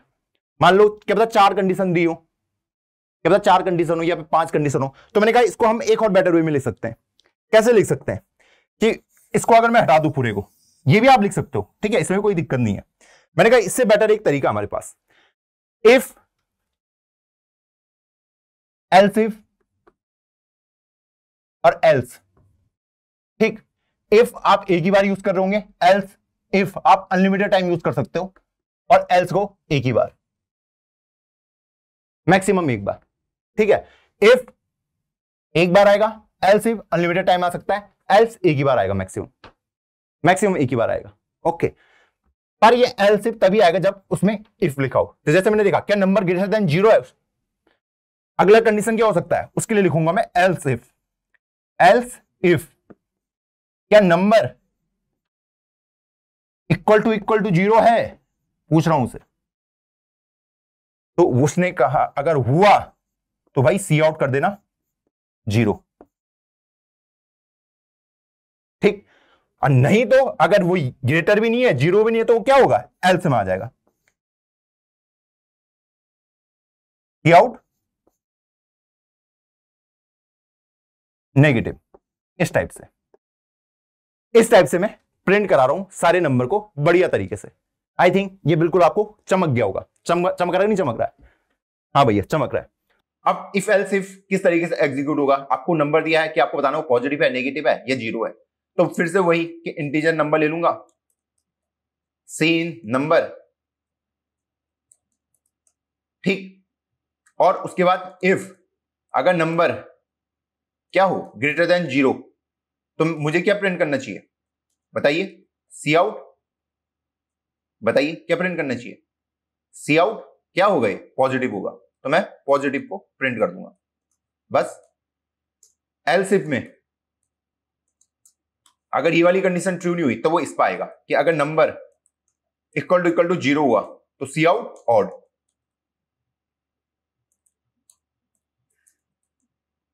अगर वो नेगेटिव पॉजिटिव भी नहीं है, सॉरी ऑड नहीं, नंबर 0 मुझे प्रिंट करना था, और अगर वो पॉजिटिव भी नहीं है 0 भी नहीं है तो वो क्या होगा, नेगेटिव ही होगा एल्स में, सी आउट नेगेटिव, इस टाइप से। तो अगर मैं इसको रन करता हूं, ये कहेगा नंबर डालो यहां पे, तो मैंने 45 डाल दिया तो आंसर पॉजिटिव आ गया। इस टाइप से आप किसी भी कोड को एग्जीक्यूट इसके अंदर करवा सकते हो। ठीक है, मान लो मैंने -21 डाला तो नेगेटिव आउटपुट में आ गया। इसी को आप बहुत तरीकों से इस लॉजिक को लिख सकते हो, इफ एल्स इफ वाले को। अब यहां पे भी हमने देखा कि जब इफ के बाद सिंगल स्टेटमेंट होती है, मतलब ये कर्ली ब्रेसेस के अंदर सिंगल, तो इसको हम हटा सकते हैं, हमारे पास चॉइस होती है। ठीक, तो इसको मैं हटा भी सकता हूं, एल्स इफ के साथ भी सेम काम कर सकता हूं मैं। मुझे पता सिंगल है, ऐसे कर सकता हूं। एल्स के अंदर भी सिंगल ही स्टेटमेंट है, उसको भी हटा सकता हूं। ऐसे करके भी आप इसको रन करवा सकते हो इजीली। तो उसको एक बार क्लियर कर देते हैं और रन कर लेते हैं। तो मैंने डाल दिया 0, तो इसको आंसर देना चाहिए 0, बस। पॉजिटिव, नेगेटिव और 0। तो आप जब भी सिंगल सिंगल हो कर्ली ब्रेसेस के अंदर, उसको आप हटा सकते हो, किसी के अंदर भी, चाहे फॉर लूप हो चाहे कोई भी हो। ओके, बस इस इंट मेन वाले को मत हटा देना। ओके, अब इसके मिलते जुलते और क्वेश्चन हम देख सकते हैं। मान लो आपको कोई कैरेक्टर दे रखा है, ठीक, आपको बताना है कि वो वॉवल है या कॉन्सोनेंट है। कोई भी एक कैरेक्टर दिया होगा आपको इनपुट पे, ठीक है, सी में कुछ भी रखा होगा, सी के अंदर कुछ भी हो सकता है, ए हो सकता है, बी हो सकता है, कुछ भी हो सकता है, ठीक। आपको बताना है वोवल है या कॉन्सोनेंट है। मुझे पता है वोवल कौन कौन होते हैं, ए, ई, आई, ओ, यू। कॉन्सोनेंट कौन कौन होते हैं जो बाकी बच गए, ये B, C, D, F up to Z, ठीक। अगर इनमें से कोई भी हुआ तो वोवल, ठीक, नहीं तो कॉन्सोनेंट। बोल सकता हूं या तो सी अगर ए के बराबर हुआ तो मैं वोवल प्रिंट कर दूंगा, अगर वो ई के बराबर हुआ तब भी वोवल, आई के बराबर हुआ तब भी वोवल, ओ के बराबर हुआ तब भी वोवल, यू के बराबर हुआ तब भी वोवल। लेकिन अगर इनमें नहीं तो कॉन्सोनेंट। बोल सकता हूं ऐसे, बोल सकता हूं, हाँ भैया बोल सकते हो। तो कंडीशन कैसे लिखूं, लिख सकता हूं ऐसे कि इफ, थोड़ा पेन की निब छोटी करते हैं अपन लोग,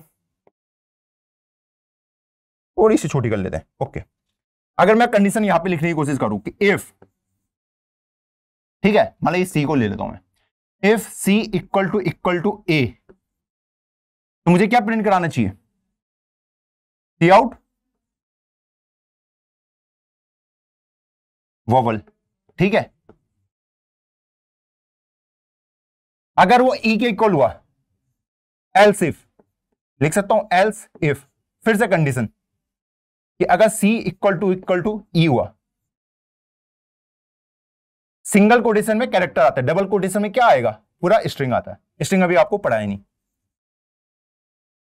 सी आउट बोल सकता हूं इसको, ये भी वोवल होगा। अब आपको समझ आ रहा होगा एल्स इफ की बातचीत क्या हो सकता है। और एल्स इफ में मैंने कहा अनलिमिटेड टाइम आ सकता है। एल्स इफ से मुझे और कंडीशन लिखने का मौका मिल गया, तो मैं क्या बोल सकता हूं, सी इक्वल टू या तो आई के बराबर हो, तो उसमें भी सी आउट सेम चीज कर दो, सी आउट वोवल, ठीक है। अब मान लो इसके नीचे ही आ रहा, अगला भी इसके नीचे ही आ रहा है, ठीक है, इसके नीचे ही आएगा, ठीक है। यहां पे जगह नहीं है तो मैं नीचे नहीं लिख पा रहा हूं, मैं इधर लिख रहा हूं उसे। फिर से ए, ई, आई, फिर मैंने ओ के लिए भी सेम लिखूंगा कि एल्स इफ, अगर मेरा सी इक्वल टू ओ हुआ, सी आउट वोवल,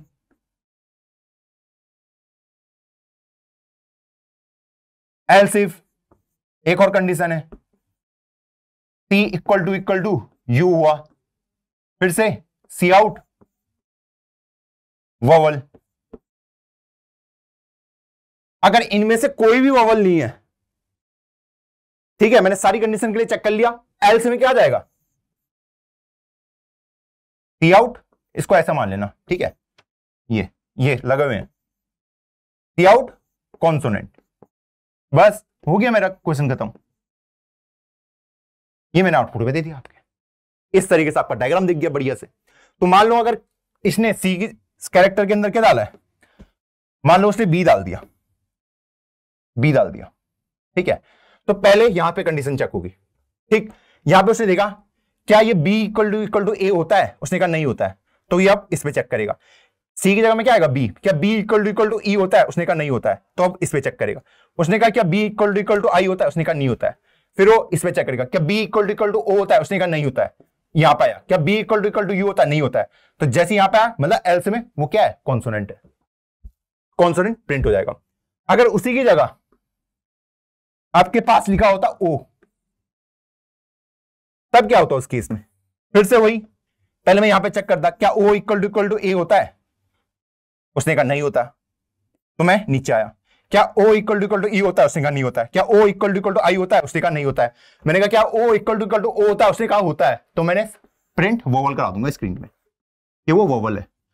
जैसे ही प्रिंट हुआ उसके नीचे वाली कोई भी कंडीशन चेक नहीं होगी, ना तो ये चेक होगी ना तो ये चेक होगी।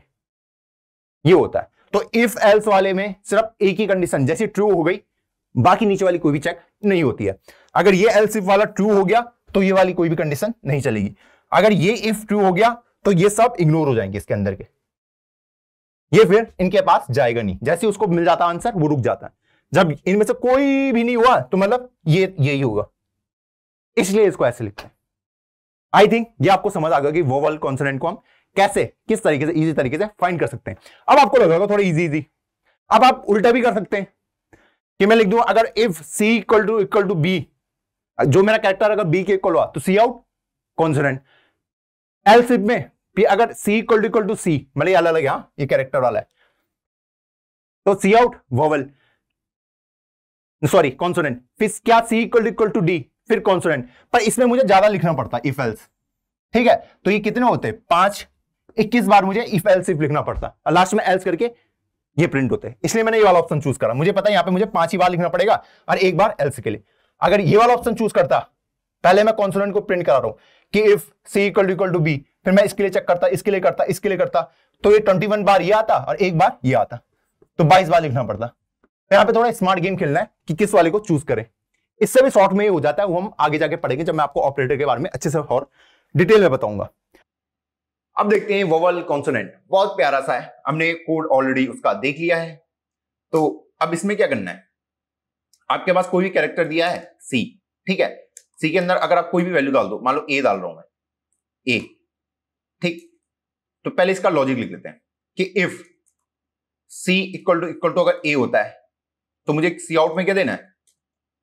वोवल। मुझे पता सिंगल स्टेटमेंट नहीं आने वाली है। एल्स इफ, तो एक काम करता हूं, यहीं से कॉपी कर लेता हूं उन्हें।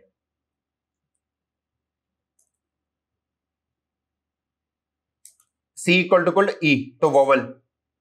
तो एल्स इफ कोड में लिखने में आसानी होगी, आपने कॉपी किया पेस्ट, कॉपी किया पेस्ट, कॉपी किया पेस्ट। तो ए ई अगर आई के इक्वल हुआ तो भी, ओ के इक्वल हुआ तो भी, यू के इक्वल हुआ तो भी, और नहीं तो एल्स में सी आउट कॉन्सोनेंट। यही होते हैं कॉन्सोनेंट की स्पेलिंग। स्पेलिंग इग्नोर कर देना मेरी। ओके चलो अब इसको रन कर लेते हैं।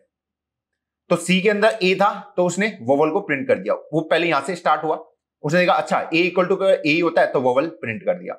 अगर इसकी जगह मैं आई को डालता तो क्या होता? तो मैंने रन किया तो उसने वोवल प्रिंट कर दिया। पहले उसने यहां पे आया, क्या आई इक्वल टू ए होता है? उसने कहा नहीं होता है। उसने कहा अगले वाले में जाऊंगा। क्या आई इक्वल टू ई होता है? उसने कहा नहीं होता, तो मैं अगले वाले में जाऊंगा। उसने कहा आई इक्वल टू आई होता है? उसने कहा होता है, तो उसने सी आउट वोवल कर दिया और उसके बाद उसने नीचे वाली कोई भी स्टेटमेंट को प्रिंट नहीं किया, ठीक है। उसके बाद नीचे वाली कोई भी स्टेटमेंट के अंदर वो नहीं जाएगा।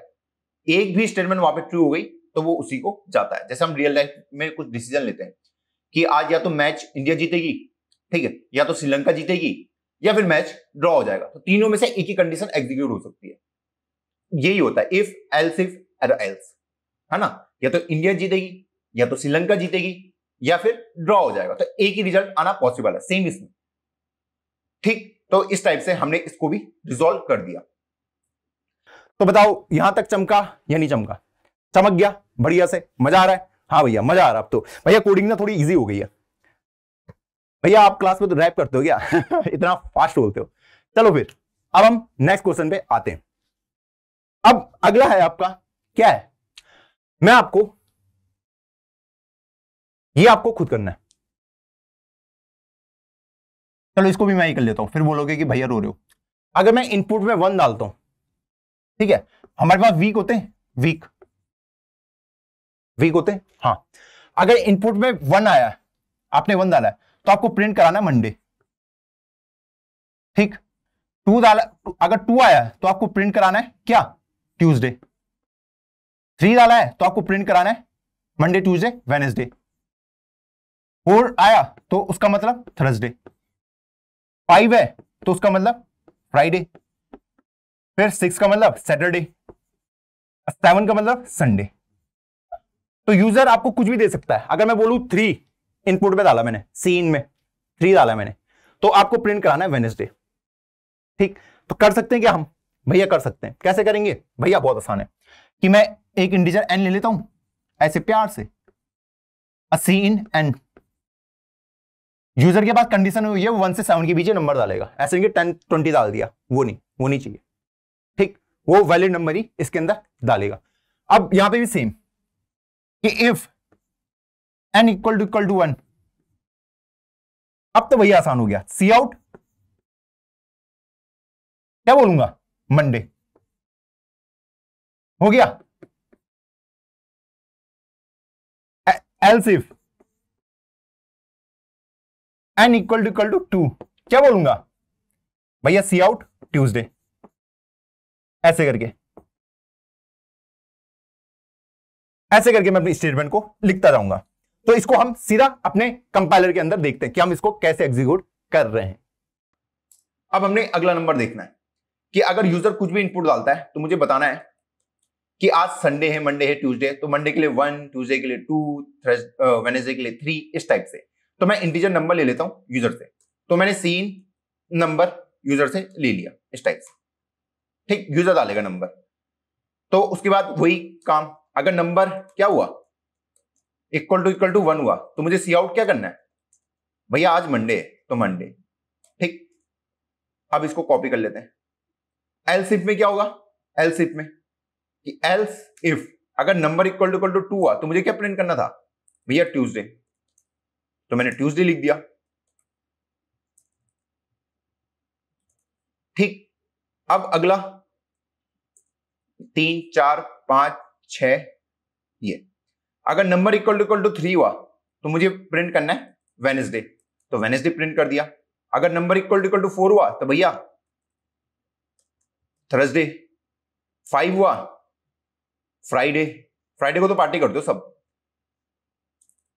फिर सैटरडे, अगर नंबर इक्वल टू 6 हुआ और नंबर इक्वल टू 7 हुआ तो संडे। इस टाइप से मैंने प्रिंट करा दिया। अब देखो, इसको लिखने की जरूरत नहीं है, इसकी जगह में लिख दूंगा एल्स सी आउट संडे, क्योंकि जब ऊपर में से कोई भी कंडीशन ट्रू नहीं होगी तो क्या होगा? संडे ही होगा उस दिन। ले लो, मैंने लिख दिया, ये लो।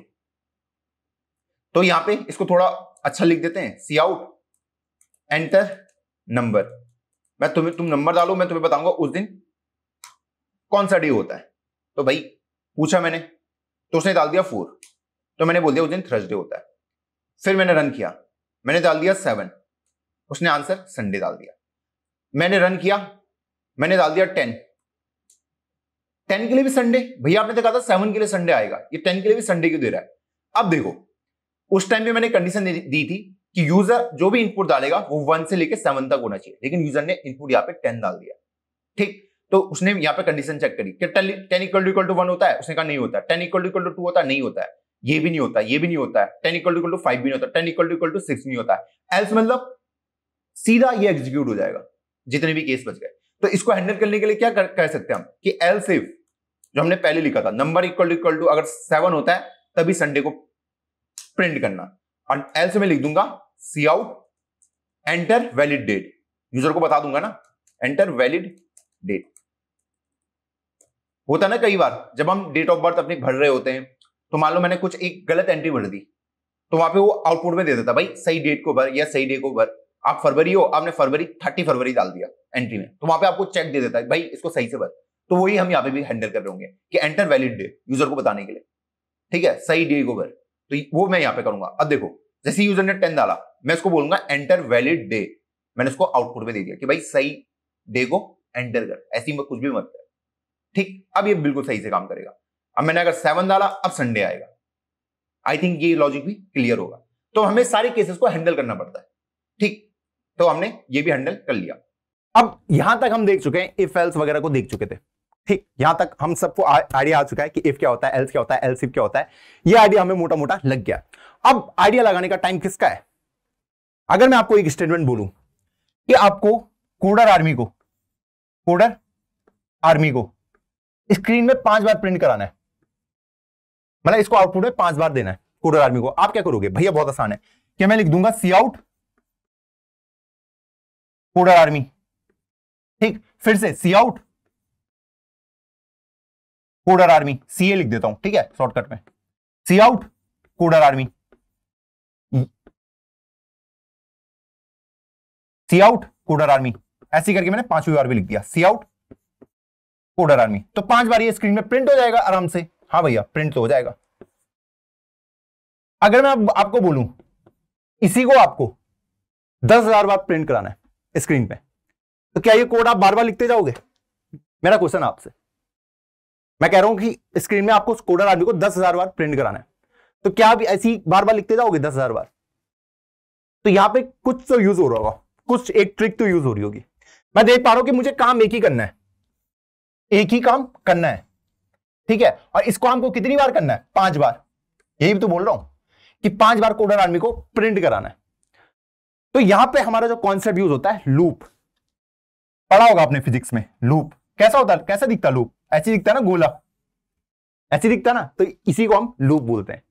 कि जब मुझे एक कोई मैं पैटर्न पकड़ लेता हूं, कोई एक पैटर्न पकड़ लेता हूं, पैटर्न क्या होते हैं कि एक कुछ पर्टिकुलर पैटर्न फॉलो कर रहे हैं। मान लो कोई आपको मैंने मान लो कोई नंबर दे दिया, आपने देखा यार 2 4 6 8 10, तो आपने एक पैटर्न पकड़ लिया कि ये नंबर 2 2 करके जंप कर रहा है, तो आप 8 के बाद प्रेडिक्ट कर सकते हैं 10 आएगा, 10 के बाद 12 आएगा, 12 के बाद 14 आएगा। तो आपने क्या कर लिया, एक पैटर्न पकड़ लिया। जब हम एक टाइप का पैटर्न देख लेते हैं तो वहां पे हम लूप का इस्तेमाल कर रहे होंगे आगे की चीज जनरेट करने के लिए। तो यहां पे मैंने क्या पैटर्न देखा, मैंने देखा ये कोडर आर्मी प्रिंट कर रहा है, बस कोडर आर्मी प्रिंट कर रहा है, और उसको कितनी बार प्रिंट करना है? 5 बार बस। ये आपका क्वेश्चन था कि आपको कोडर आर्मी को कितनी बार प्रिंट करना है? 5 बार, और आपने कर लिया, आपका सॉल्यूशन खत्म।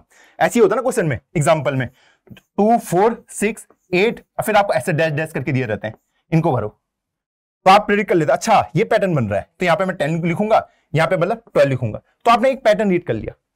ठीक है, तो आपको 2 भरने, 2 प्लेसेस को भरना है।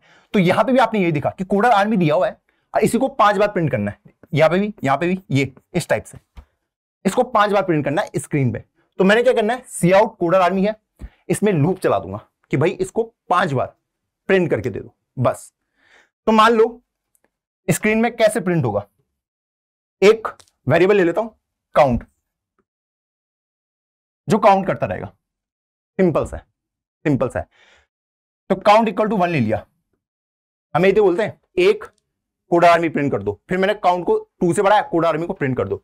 तो मैं वही यहां पे करने वाला हूं कि क्या जो मेरा काउंट है जब तक लेस देन इक्वल टू 5 के बराबर है, यही बोलता हूं, तो बोलूंगा कोडर आर्मी को प्रिंट कर दो, या फिर इसको नीचे लिख देता हूं ताकि आपको बेटर अंडरस्टैंडिंग आए।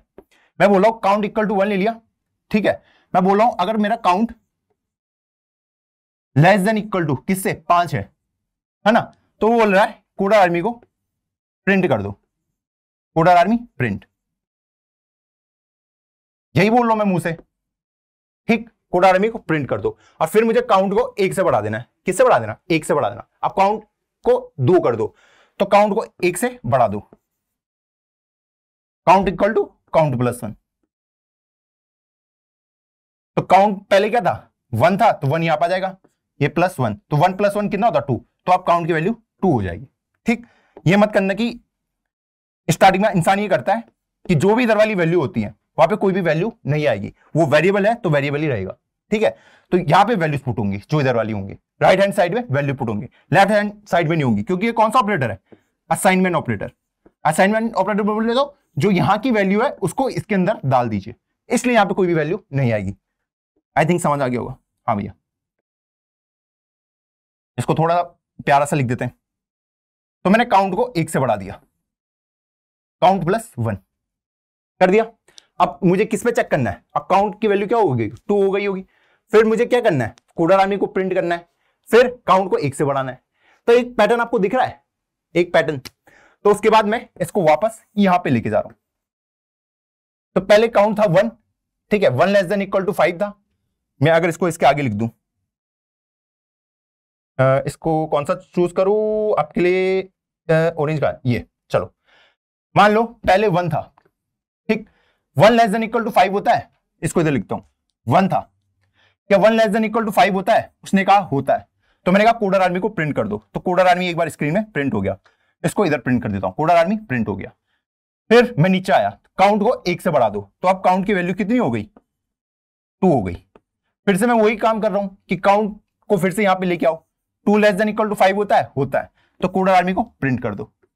फिर से काउंट को 1 से बढ़ा दो। क्या 3 लेस देन इक्वल टू 5 होता है? 3, क्योंकि काउंट की जगह में क्या आएगा? 3 आएगा। उसने कहा होता है, तो यहां पे कोडर आर्मी प्रिंट हो जाएगा। फिर काउंट की वैल्यू क्या हो जाएगी? 1 से बढ़ जाएगी, 4 हो गई। क्या मैं कह रहा हूं क्या 4 लेस देन इक्वल टू 5 होता है? उसने कहा होता है। तो मैं यहां पे आ गया, कोडर आर्मी प्रिंट करा दिया। फिर मैं यहां पे आया, 4 को बढ़ा के 5 कर दिया, क्योंकि काउंट प्लस 1। मैंने कहा क्या 5 लेस देन इक्वल टू 5 होता है? उसने कहा होता है। तो मैंने कोडर आर्मी प्रिंट करा दिया और फिर यहां पे आ गया, काउंट की वैल्यू 6 हो गई। क्या 6 लेस देन इक्वल टू 5 होता है? 6 लेस देन इक्वल टू 5 नहीं होता है।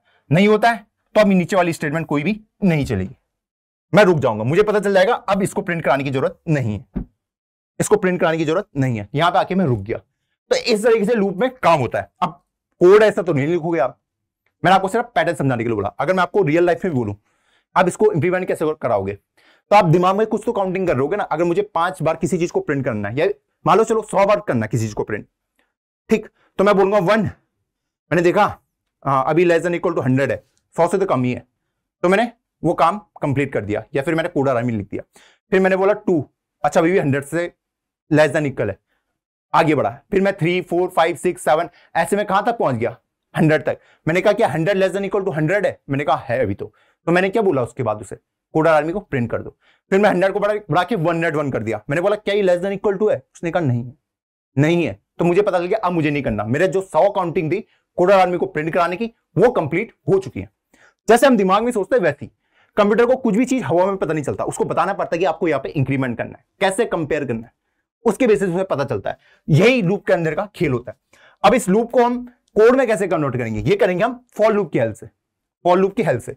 तो फॉर लूप बहुत इजी चीज है, फॉर लूप बहुत इजी चीज है। फॉर लूप क्या करेगा, मैं यहां पे फॉर लूप लिखूंगा फॉर, ठीक, मैंने ये देखा था।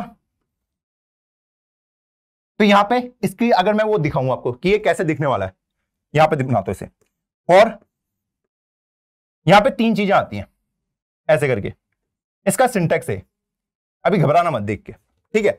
और उसके बाद मैं अंदर का कुछ काम करता हूं, ठीक। अगर मुझे किसी भी वैल्यू को इनिशियलाइज करना है तो मैं वो यहां पे लिखूंगा। जैसे मुझे काउंट को यहां पे इनिशियलाइज करना था, काउंट के अंदर कोई वैल्यू डालनी थी, तो मैं यहां पे कर दूंगा काउंट इक्वल टू 1, ठीक। फिर अब आप देखो इसमें लूप कहां से कहां चल रहा है, लूप कहां से कहां चल रहा है। आपने करा क्या, यहां पे आएगा ब्रेक कंडीशन कि लूप ब्रेक कब होगा, लूप ब्रेक कब होगा, लूप ब्रेक कब होगा। लूप ब्रेक की कंडीशन क्या है आपकी, जो आप ये लूप बना रहे थे ना, इसमें लूप ब्रेक कहां से हो रहा है, इसी से हो रहा है, इसी वाली स्टेटमेंट से। जब ये फॉल्स जाएगी तो मैं नीचे वाले पे कुछ भी काम नहीं कर रहा है। तो वही यहां पर आती है कि जब तक count less than equal to 5 हो तब तक ये चलेगा, ठीक। उसके बाद हम इधर को आ जाते हैं, अंदर को प्रिंट करा दो कोडर आर्मी को, सी आउट कोडर आर्मी, ये यहां पे आएगा, क्लियर। हाँ, अब बढ़िया ये बचा है, तो मैंने कहा ये यहां पे आएगा कि जो भी कंडीशन आपको इंक्रीमेंट डिक्रीमेंट कुछ भी कराना हो वो आप यहां पे आके करा सकते हैं, वो आप यहां पे आके करा सकते हैं। Cout equal to sorry count plus 1 ऐसे करके, तो इस तरीके से लूप चलेगा। ये वाला एग्जांपल, ये वाला मैंने कहा ये इनिशियलाइज करने के लिए वैल्यू को इनिशियलाइज, ये लूप ब्रेक करने के लिए, लूप ब्रेक करने के लिए। अगर आपको लूप को ब्रेक करना है, तोड़ना है, जैसे यहां पे तोड़ रहा था, एक कंडीशन तोड़नी चाहिए ना, वरना आप लूप पे हमेशा फंसे रहोगे। हम क्या बोलते हैं, हम जन्म लेते हैं, फिर हम कुछ काम करते हैं, फिर हम मर जाते हैं, यही होता हमारे धर्म में। फिर से हम दोबारा जन्म लेते हैं, कुछ काम करते हैं, फिर मर जाते हैं, फिर जन्म लेते हैं, कुछ काम करते हैं, मर जाते हैं, यही कार्य चलता रहता है। और एक जन्म में हमने अच्छे काम कर दिए, अब आप इतने बुरे काम कर रहे हो, आप क्लास में ध्यान नहीं दे रहे हो, तो आपको ये जन्म मृत्यु के उसमें रहना पड़ेगा, तो आप यहीं फंसे रहोगे। और जैसे मैं अच्छा काम कर रहा हूं इस जन्म में, तो उसके बाद मैं जन्म मुक्ति से बाहर हो जाता हूं और मैं स्वर्ग लोक पहुंच जाता हूं। ओके, बोल देना कि इंसान जन्म लेता है, उसकी मौत होती है, फिर वो पुनर्जन्म लेता है, फिर से एक जन्म, फिर मौत, यही होता है हमारे साथ। तो ये वो क्या है, एक लूप ही तो है, एक लूप ही तो है। अब उसको तोड़ने की कंडीशन क्या है कि हमें एक अच्छा काम करना है बीच में, जैसे ही मैंने अच्छे काम किए मैं इसको तोड़ के स्वर्ग चले जाऊंगा या फिर मुझे मुक्ति मिल जाएगी, ऐसी होता है ना रियल लाइफ में। वही यहां पे भी हो रहा है कि एक कंडीशन होनी चाहिए ब्रेक की, वरना आपका अनलिमिटेड टाइम ये चलता रहेगा, अनलिमिटेड टाइम। ठीक है, अगर ब्रेक कंडीशन नहीं दी मैंने, जैसे इंसान है, जन्म ले रहा मर रहा, जन्म ले रहा मर रहा, घूमे जा रहा घूमे जा रहा है। तो इस तरीके से मैंने इसको प्रिंट कराया। उसके बाद मैंने लिखा जो काम मुझे करना था, और उसके बाद काउंट इक्वल टू काउंट को 1 से बढ़ा दो, यही वाला ऐसे करके आपको सोचना था। आई थिंक ये क्लियर होगा कि कोडर आर्मी को मैंने 5 बार कैसे करा। अगर मैं आपको बोलूं कि आपको कोई नंबर या फिर आपको हेलो 10 बार प्रिंट करना है, तो कैसे करूंगा? हेलो को मैं यही लिखूंगा, for integer i equal to 1, i less than equal to 10। ठीक है, ऐसे करके मुझे हेलो को 10 बार प्रिंट करना है, तो पहले सी आउट हेलो लिख दो, इसको 10 बार प्रिंट करना है। पहले जो लिखना है आप वो लिख दो, सी आउट को मुझे 10 बार, हेलो को मुझे 10 बार लिखना है। 10 बार लिखना है तो पहले मान लो मैंने इसको लिख लिया, इसी को 10 बार लिखना है, तो मैंने आई को 1 से इनिशियलाइज किया, आई जब तक 10 से छोटा तब तक चलेगा, और जैसे एक बार हेलो प्रिंट हो गया तो आई की 1 से वैल्यू बढ़ा दो, ऐसे करके। अब ये लूप एक्चुअल में काम कैसे करता है पहली बार में, अब हम वो वाला पैटर्न ढूंढते हैं। स्टार्ट ये यहां से होगा, उसके बाद ये यहां पे जाएगा, और उसके बाद ये यहां पे जाएगा, उधर नहीं जाएगा। पहली बार जब स्टार्ट होगा, जैसे ये खत्म हुआ ये यहां पे जाएगा, जो भी ऑपरेशन उसे करना हो उसके बाद ये यहां पे आएगा, फिर ये यहां पे आएगा, फिर ये यहां से यहां जाएगा। तो ऐसे करके ये लूप बन गया, आपको देख पा रहे होगे अब ये पूरा एक लूप बन चुका है। ये 3 चीजें ही चल रही हैं। अगर मैं प्रीवियस एग्जांपल की बात करूं, यहां पे भी, यहां पे जो काउंट था मैंने यहां से स्टार्ट किया था, मैं फिर यहां पे आया, उसके बाद मैं यहां से यहां आया, ठीक डायरेक्शन बना देता हूं, फिर यहां से यहां गया, और फिर यहां से यहां गया, फिर यहीं आ रहा हूं, ये यही देखो, ये पहले सी आउट से आया था एक बार आ गया, फिर मैं नीचे घुस गया, यहां पे आया घुस गया, उसके बाद मैं इस पे आया, उसके बाद मैं इस पे आया, उसके बाद मैं इस पे आया, मैं इस पे आया, फिर यहां से फिर से इस पे वापस, यहां से फिर से इस पे वापस। तो ये 3 चीजें लूप बना रही हैं आपकी, दिख रहा होगा आपको, ये 3 चीजें। तो इसको इसलिए इनिशियलाइजेशन देते हैं कि एक वैल्यू आप इनिशियलाइज कर दो बस, ठीक है, ताकि मैं अपनी कंडीशन को मैच करा पाऊं। आई थिंक ये आपको समझ आ गया होगा अच्छे से। तो हमने ये भी देख लिया कि हेलो अब 10 बार प्रिंट हो जाएगा। तो मान लो पहले i इक्वल टू 1 था, तो उसने कंपेयर कर लिया, क्या 1 लेस देन इक्वल टू 10 होता है? उसने कहा यस होता है, ठीक है, तो वो अंदर आया, तो उसने हेलो को प्रिंट करा दिया। फिर वो यहां पे गया, उसने i की वैल्यू 1 से बढ़ा दी, i की वैल्यू अब 2 हो गई, उसने यहां पे आया, क्या 2 लेस देन इक्वल टू 10 होता है? क्या 2 10 से छोटा था? उसने कहा भैया होता है, होता है, तो हेलो फिर से प्रिंट हो गया। अब ये फिर से यहां पे गया, i को 1 से बढ़ा दो, तो i इक्वल टू 3 हो गया। जैसे ही वो 3 हुआ, उसके बाद उसने यहां पे कंडीशन चेक कर ली, क्या 3 लेस देन इक्वल टू 10 होता है? उसने कहा होता है। जैसे ही उसे पता चला, वो यहां पे उसने इसको प्रिंट कर दिया। ऐसे ये चलता जाएगा, कब तक चलता जाएगा? जब तक इसकी वैल्यू किससे छोटी होगी? 10 लेस देन इक्वल टू 10, ठीक, जब तक i की वैल्यू 10 तक होगी। मान लो अब i की वैल्यू ऐसी हो गई है 10 लेस देन इक्वल टू 10, तो लास्ट बार हेलो प्रिंट हुआ, ये कंडीशन ट्रू है। फिर i की वैल्यू 10 से क्या हो गई? 11 हो गई। जैसे ही यहां पे आएगा कि 11 क्या लेस देन इक्वल टू 10 होता है? उसने कहा नहीं होता है, तो लूप ब्रेक हो जाएगा। जैसी कंडीशन ब्रेक हुई, वो बाहर आ गया, उसके बाद कुछ भी नहीं चलेगा, सेम इसके केस में होता, जैसे उसने यहां पे देखा, यहां पे जैसे काउंट की वैल्यू 6 पहुंच जाएगी, उसके बाद नीचे वाली कोई भी स्टेटमेंट नहीं चलेगी। ये होता है इसके साथ खेल, जैसे मैंने आपको एक एक करके दिखाया था ना, वही यहां पे होगा। पहले काउंट इक्वल टू 1 होगा, 1 लेस देन इक्वल टू 5, उसने कहा होता है, सीए प्रिंट, काउंट की वैल्यू 1 से बढ़ा दो, काउंट की वैल्यू 2 हो गई, क्या 2 लेस देन इक्वल टू 5 है? उसने कहा है, फिर से सीए प्रिंट। इस तरीके से मैं करवा सकता हूं किसी भी चीज को। अब आप बोलोगे देखो मेन टास्क मेरा क्या है? काउंटिंग करना है। क्या करना है? काउंटिंग करना। अब ये मत सोचना कि यार जो यहां पे वेरिएबल होता है, मान लो आपको रोहित को 20 बार प्रिंट करना, 20 टाइम्स करना है, तो अब हमेशा ये मत सोचना कि यहां पे कुछ भी ले सकता हूं ना, इंटीजर i इक्वल टू 1 से ही लूं। अब मुझे पता 20 बार प्रिंट करना है,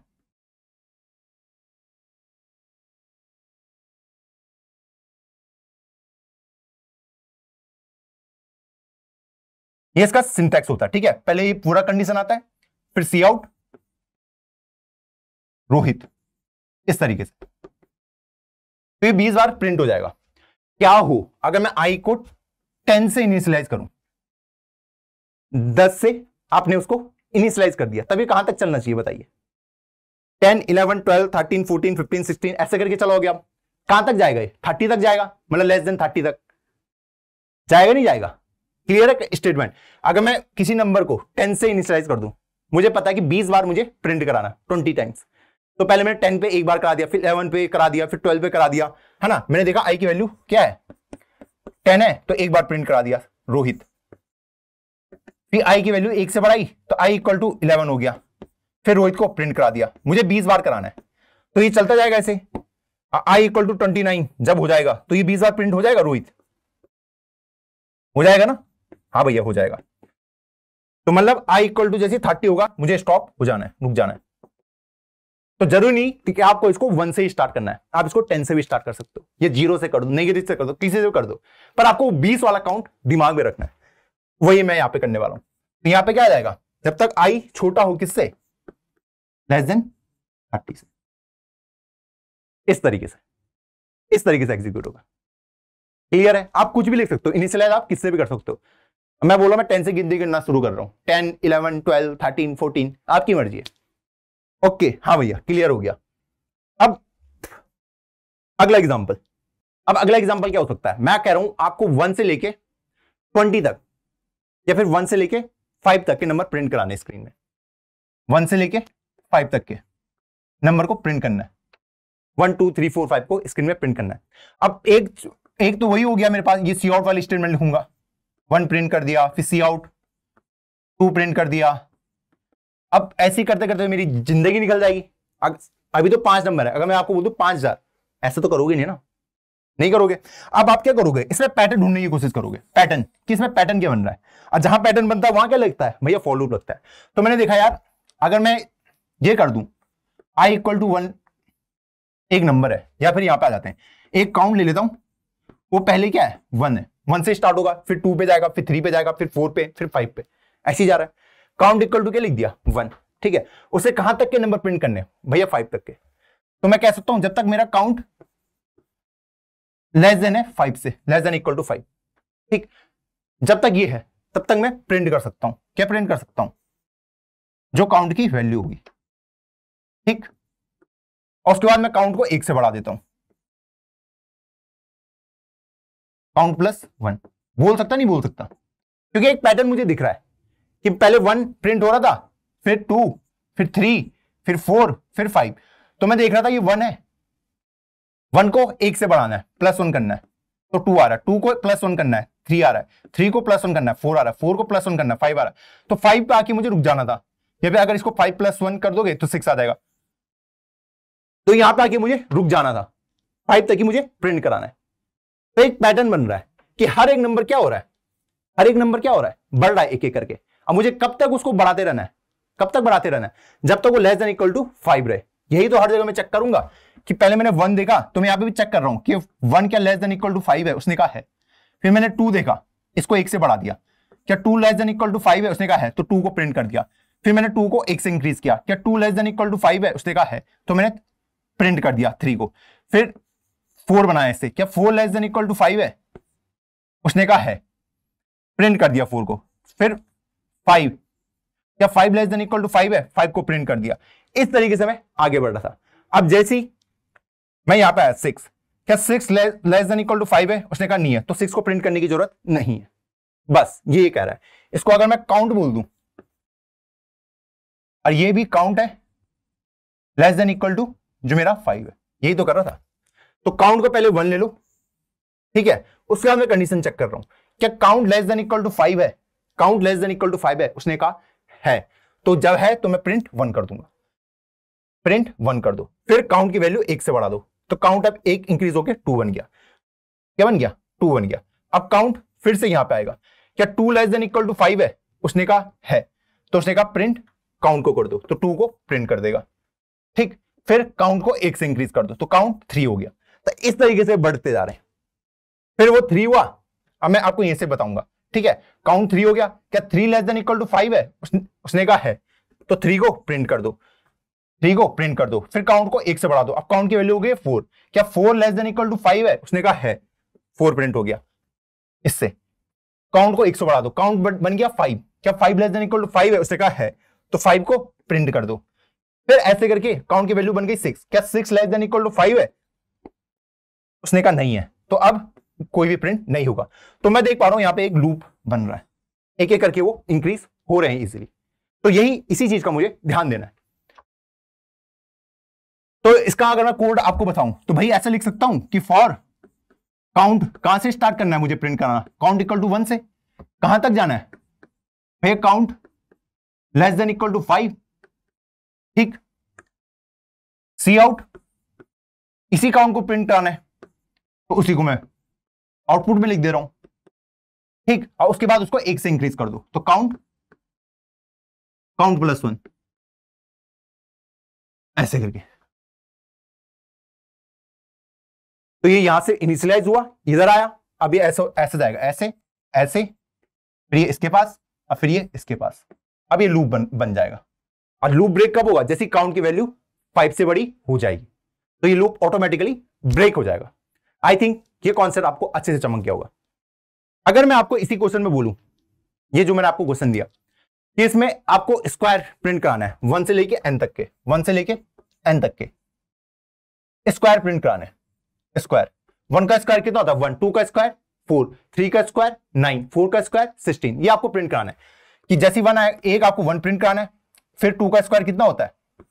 4, 3 का स्क्वायर 9, 4 का स्क्वायर कितना होता है? 16, 5 का स्क्वायर 25, मान लो n की वैल्यू 6 थी, तो 6 का स्क्वायर 36, तो आपको 36 तक प्रिंट कराना है। मैं देख पा रहा हूं एक पैटर्न बन रहा है, पहले नंबर 1 था तो मैंने प्रिंट कर दिया, फिर नंबर 2 था तो मैंने उसका स्क्वायर प्रिंट कर दिया, फिर नंबर 3 था उसका स्क्वायर प्रिंट कर दिया। तो ये एक लूप बना रहे हैं, एक एक करके इंक्रीमेंट हो रहा है। एक पैटर्न मुझे दिख रहा है, यहां पे एक पैटर्न मुझे दिख रहा है। पैटर्न उसी को कहते हैं एक तरीके से वो इंक्रीज हो रहा है ना, यही तो होता है पैटर्न। 1, फिर 2, फिर 3, फिर 4, फिर 5, फिर 6, जैसे ही वो 7 होगा मुझे तोड़ देना उसे। तो यहां पे मैं क्या लिख सकता हूं? For integer i equal to 1 से i कब तक? n तक कराना प्रिंट, n तक, तो i less than equal to n, i plus plus लिख सकता हूं। हाँ भैया, ये लेस देन इक्वल टू का साइन है, ठीक है। सी आउट क्या प्रिंट कराना है? इसी का स्क्वायर कराना है, तो मैं ये लिख सकता हूं i इंटू आई, ये प्रिंट करा दो, लिख सकता हूं। हाँ, और उसके बाद वो एक एक करके इंक्रीज करता जाएगा। अब आप बोलोगे भैया i प्लस प्लस क्या है, उसको छोड़ दो। मैंने कहा सिर्फ i को 1 से बढ़ाना है, उससे भी बढ़ सकता है, इससे भी बढ़ सकता है, किसी से भी बढ़ा दो। तो मान लो n की जगह में 4 रखा है इनपुट पे, ठीक है, तो i इक्वल टू 1 आया, मैंने देखा क्या 1 लेस देन इक्वल टू 4 है, उसने कहा है, तो 1 इंटू 1 आउटपुट पे प्रिंट हो जाएगा। i की वैल्यू 1 से बढ़ गई, अब कितनी हो गई? 2, क्या 2 लेस देन इक्वल टू 4 है? उसने कहा है, तो मैंने कहा 2 इंटू 2 4, फिर i की वैल्यू कितनी हो गई? मैं i इधर भी लिखते जाता हूं, ठीक है, i की वैल्यू 2 हो चुकी है, i की वैल्यू 1 से बढ़ा दो, i की वैल्यू 3 हो गई, क्या 3 लेस देन इक्वल टू 4 है? उसने कहा है, तो i इंटू आई प्रिंट कर दो, तो 3 इंटू 3 कितना हो जाता है? 9, फिर i की वैल्यू एक और बढ़ा दो यहां से, ठीक, 4 हो गई, क्या 4 लेस देन इक्वल टू 4 होता है? उसने कहा होता है, मैंने कहा नीचे आया, 4 इंटू 4 प्रिंट कर दो, फिर मैं यहां पे गया, फिर मैंने 4 को 1 से इंक्रीमेंट कर दिया, क्या 5 लेस देन इक्वल टू 4 होता है? उसने कहा नहीं होता है, मैंने कहा कुछ नहीं करना, अब रुक जाओ। इस तरीके से मैंने लूप ब्रेक हुआ, अब कुछ भी नहीं चलेगा, ये बाहर निकल जाएगा। इस तरीके से कंडीशन मेरी चल रही है। अगर आपको किसी भी नंबर का स्क्वायर प्रिंट कराना है, क्या हम इसको कर सकते हैं खुद से? स्क्वायर वाला भी समझ आ गया होगा किस तरीके से प्रिंट हो रहा है। ओके, हाँ, अगर मुझे यहां पे कोडर आर्मी को 5 बार प्रिंट करना हो, कोडर आर्मी को, तो मेरे पास चॉइसेस हैं कि सी आउट, कोडर आर्मी, ऐसे करके, ठीक, ऐसे करके कर सकता हूं मैं। मान लो अलग अलग लाइन में अगर मुझे वो एग्जीक्यूट कराना है अलग अलग लाइन पे, तो मैं ये कर लेता हूं, स्लैश एन ले लेता हूं, स्लैश एन, इस टाइप से। तो पूरी लाइन को मुझे 5 बार कॉपी करना पड़ेगा, 2, 3, 4, 5, ठीक। अब मैं अगर इसको रन करूंगा तो 5 लाइन में कोडर आर्मी प्रिंट हो जाएगा, पहली, दूसरी, तीसरी, चौथी, पांचवी। स्लैश एन मतलब पहले कोडर आर्मी को प्रिंट कराओ और स्लैश एन बोलेगा उसको नेक्स्ट लाइन पे लेके चले जाओ, फिर कोडर आर्मी प्रिंट होगा, सिलेक्शन बोलेगा उसे नेक्स्ट लाइन पे लेके चल जाओ। इस तरीके से कोडर आर्मी प्रिंट हो गया इजीली 5 बार। अब इसको अगर भी मुझे बोलेगा 10,000 बार प्रिंट कर, तब तो मेरी बस की बात नहीं है। तो मैंने यहाँ पे एक पैटर्न देखा, ये कोडर आर्मी है, ठीक है, इसको कितनी बार प्रिंट करना है? 5 बार, एक जितनी बार भी आप चाहो। तो मैंने कहा इसको मैं लूप के अंदर ले लेता हूं। तो फॉर काउंट, मैं काउंटिंग स्टार्ट करता हूं, काउंट इक्वल टू 1 से, काउंट जब तक लेस देन इक्वल टू कितना हो 5, count equal to count plus 1। हमने अभी ऑलरेडी इसका कोड देख चुके हैं। तो इस टाइप से इसको इसके अंदर ले लूंगा, सिर्फ इसको, इस पार्ट को, क्योंकि इसी को मुझे 5 बार प्रिंट कराना है। नीचे वाले को हटा दो, इसको हटा दो, इस टाइप से।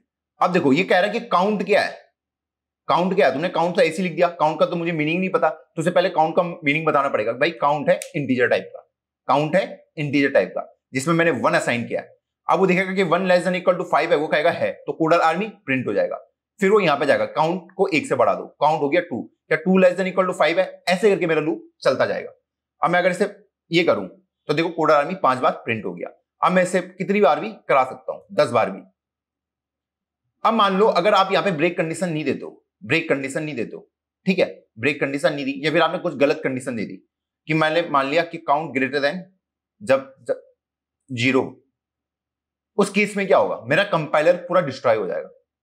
ठीक, अब देखो मैंने लिख दिया कि काउंट ग्रेटर होना चाहिए 0 से। अब देखो अगर मैं इसे रन करता हूं, ये रुक ही नहीं रहा है, रुक ही नहीं रहा है, मैं इसको रोकता हूं, किल टर्मिनल, मुझे रोकना पड़ा, देखा कि रुकते जा रहा है। ऐसा क्यों हुआ?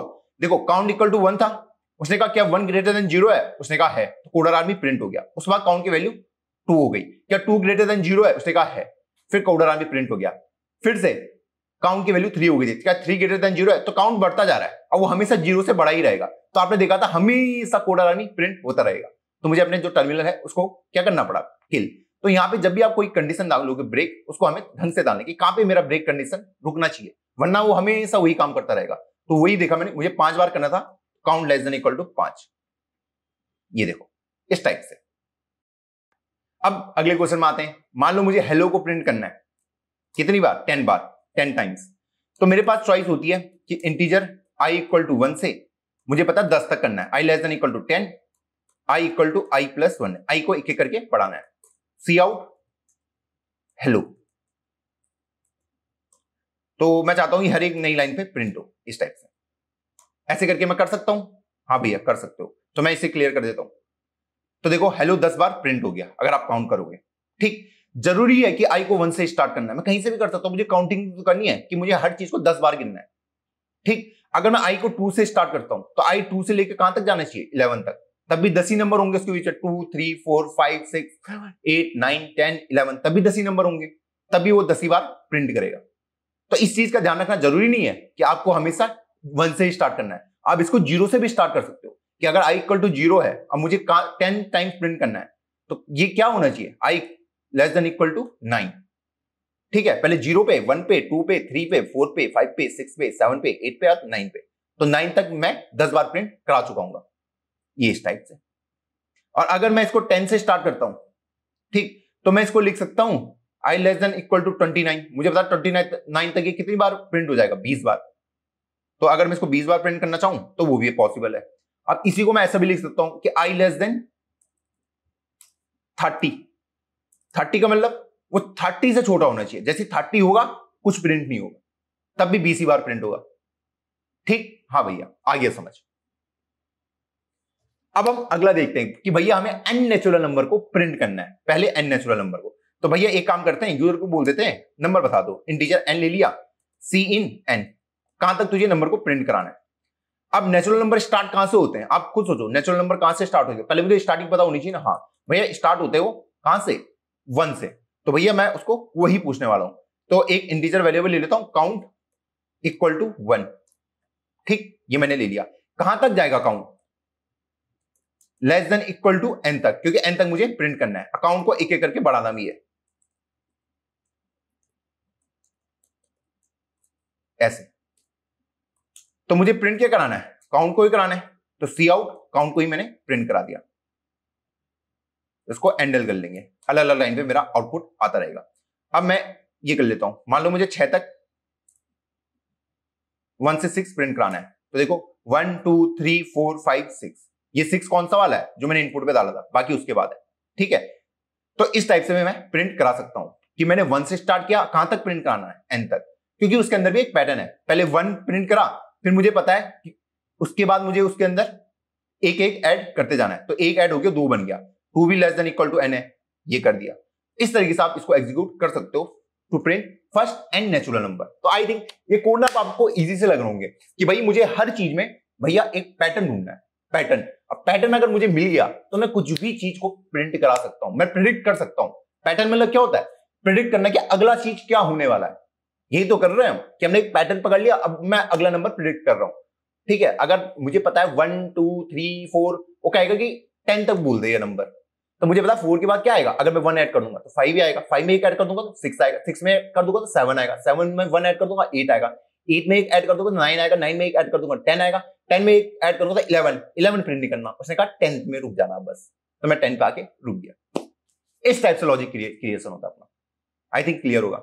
अब देखो सेम एग्जांपल था मेरे पास, अगर इसी में वो मुझे बोल देता कि भैया मुझे स्क्वायर प्रिंट करना है कोई भी नंबर का, ठीक है, कि 1 से लेके n तक के स्क्वायर को प्रिंट कराओ, तो मैं यही वाला एग्जांपल ले रहा हूं कि काउंट इक्वल टू 1 से count less than equal to n, मुझे क्या करना है, उसका स्क्वायर प्रिंट कराना है।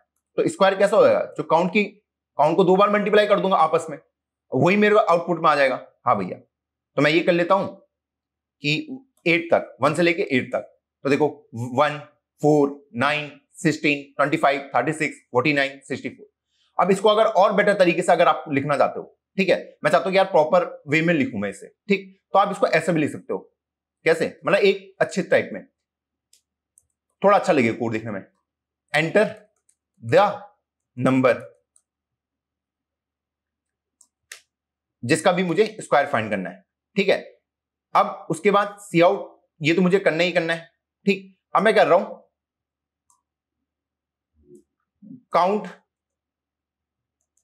ये क्या कर रहे हो भैया, अभी रुको,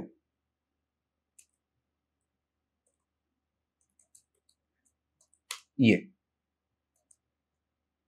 अब देखो मैंने यहां पे क्या किया, पहले मैं इसको रन करके दिखाता हूं आपको, फिर आपको और अच्छे से।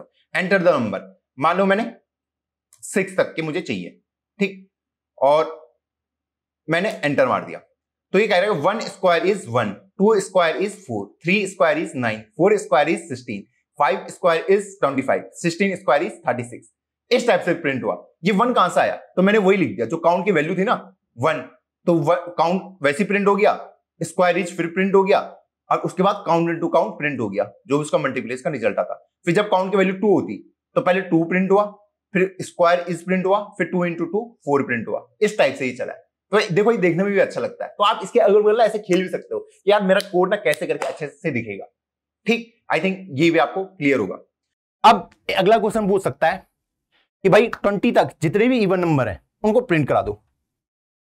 Print all even number, all even number up to n, n तक। मान लो आपको दे रखा है n की वैल्यू दे रखी है 10, ठीक। कहां से बोल रहा हूं, 1 से लेकर 10 तक जितने भी नंबर एग्जिस्ट करते हैं उनको प्रिंट करा दो, जो भी इवन है।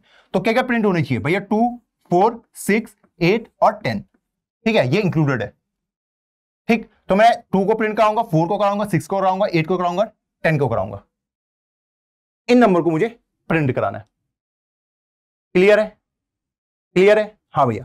अब आप खुद सोचो, अगर n मुझे यहां से ये दे रखा है, ठीक, मुझे पता है स्टार्ट मुझे यहां से करना है, ठीक। क्या मैं i इक्वल टू 2 लिख सकता हूं, लिख सकता हूं कि पहले मैं i इक्वल टू 2 को प्रिंट करा दूंगा, फिर इसी i को 2 से बढ़ा दूंगा तो वो 4 बन जाएगा, फिर 4 को प्रिंट करा दूंगा, फिर 4 को 2 से बढ़ाया तो 6 बन गया, 6 को प्रिंट करा दिया, फिर 6 को 2 से बढ़ाया 8 आ गया, प्रिंट कर दिया, 8 को 2 से बढ़ाया 10 आ गया, फिर 10 को 2 से बढ़ाया 12, 12 प्रिंट नहीं करना क्योंकि 12 10 से बढ़ा जा चुका है जो गिवन था। तो मुझे अपनी कंडीशन पता चल चुकी है। क्या पता चल चुकी है, इनिशियलाइज किससे करना है मुझे। अगर मैं i की बात करूं, वो कह रहा था 1 से लेकर n तक के, ठीक। तो मैं यहां पे लिख सकता हूं कि मैं यहां से स्टार्ट कर सकता हूं इससे, ठीक। 1 से स्टार्ट करने की कोई जरूरत है नहीं, तो मैं लिख सकता हूं i इक्वल टू 2 से, जब तक i less than equal to हो किससे, जो भी आपको n गिवन है, ठीक। अभी इसको रहने देते हैं। सी आउट आई बोल सकता हूं, हाँ आई आ गया। उसके बाद आई को मैं कितने से बढ़ा रहा था, दो से, तो मैं यहां पे लिख सकता हूं I equal to I plus 2, 2 से बढ़ा रहा हूं ना, 2 से तो बढ़ा रहा हूं, वो मैंने वहां पे लिख दिया। तो मान लो आपको यहां पे n की जगह 10 दे रखा है, तो मैंने ये यहां पे लिख दिया, अच्छे से प्यार से लिख दिया आपके लिए। अब पहले ये देखा इसने 2 लेस देन इक्वल टू 10 होता है, उसने कहा होता है, तो सी आउट आई 2 प्रिंट हो गया। फिर मैं यहां पे आया, है ना, मैंने कहा ना ऐसे ऐसे ऐसे फिर ऐसे फिर ऐसे में ये लूप चलता रहता है। उसने कहा आई को 2 से बढ़ा दो, पहले आई इक्वल टू था 2, अब आई इक्वल टू क्या बन जाएगा 2 + 2 4। क्या 4 लेस देन इक्वल टू 10 होता है, क्या 4 लेस देन इक्वल टू 10 होता है, उसने कहा होता है, तो उसने कहा नीचे आ जाओ 4 को प्रिंट करा दो। फिर मैं यहां पे आ गया, आई की वैल्यू 2 से बढ़ा दो, 6 हो गई। क्या 6 लेस देन इक्वल टू 10 होता है, उसने कहा होता है, तो अंदर आया 6 भी प्रिंट कर दिया।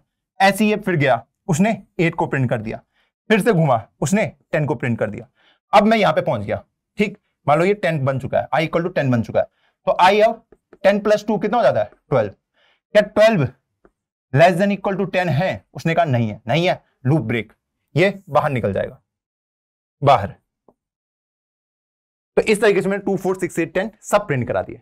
तो आपको ना हर एक कंडीशन को एनालाइज करना है। जैसे मैंने यहां पे पैटर्न देखे ना कि भाई अगर वो 1 से n तक मुझे बोल रहा है, ठीक, तो मुझे पता है यार 1 तो इवन नंबर है नहीं, स्टार्ट 2 से ही होगा, तो मैंने बोला 2 से स्टार्ट करता हूं, तो पहले मैं 2 को प्रिंट करा लेता हूं, फिर 2 को 2 बढ़ा दूंगा तो 4 बन जाएगा, 4 को 2 बढ़ा दूंगा 6 बन जाएगा, 6 को 2 बढ़ा दूंगा 8 बन जाएगा। तो एक पैटर्न बन रहा है, और ये पैटर्न मुझे कब तक फॉलो करना है, जब तक लेस देन इक्वल टू 10, वहां तक मुझे फॉलो करना है, उसके बाद नहीं करना।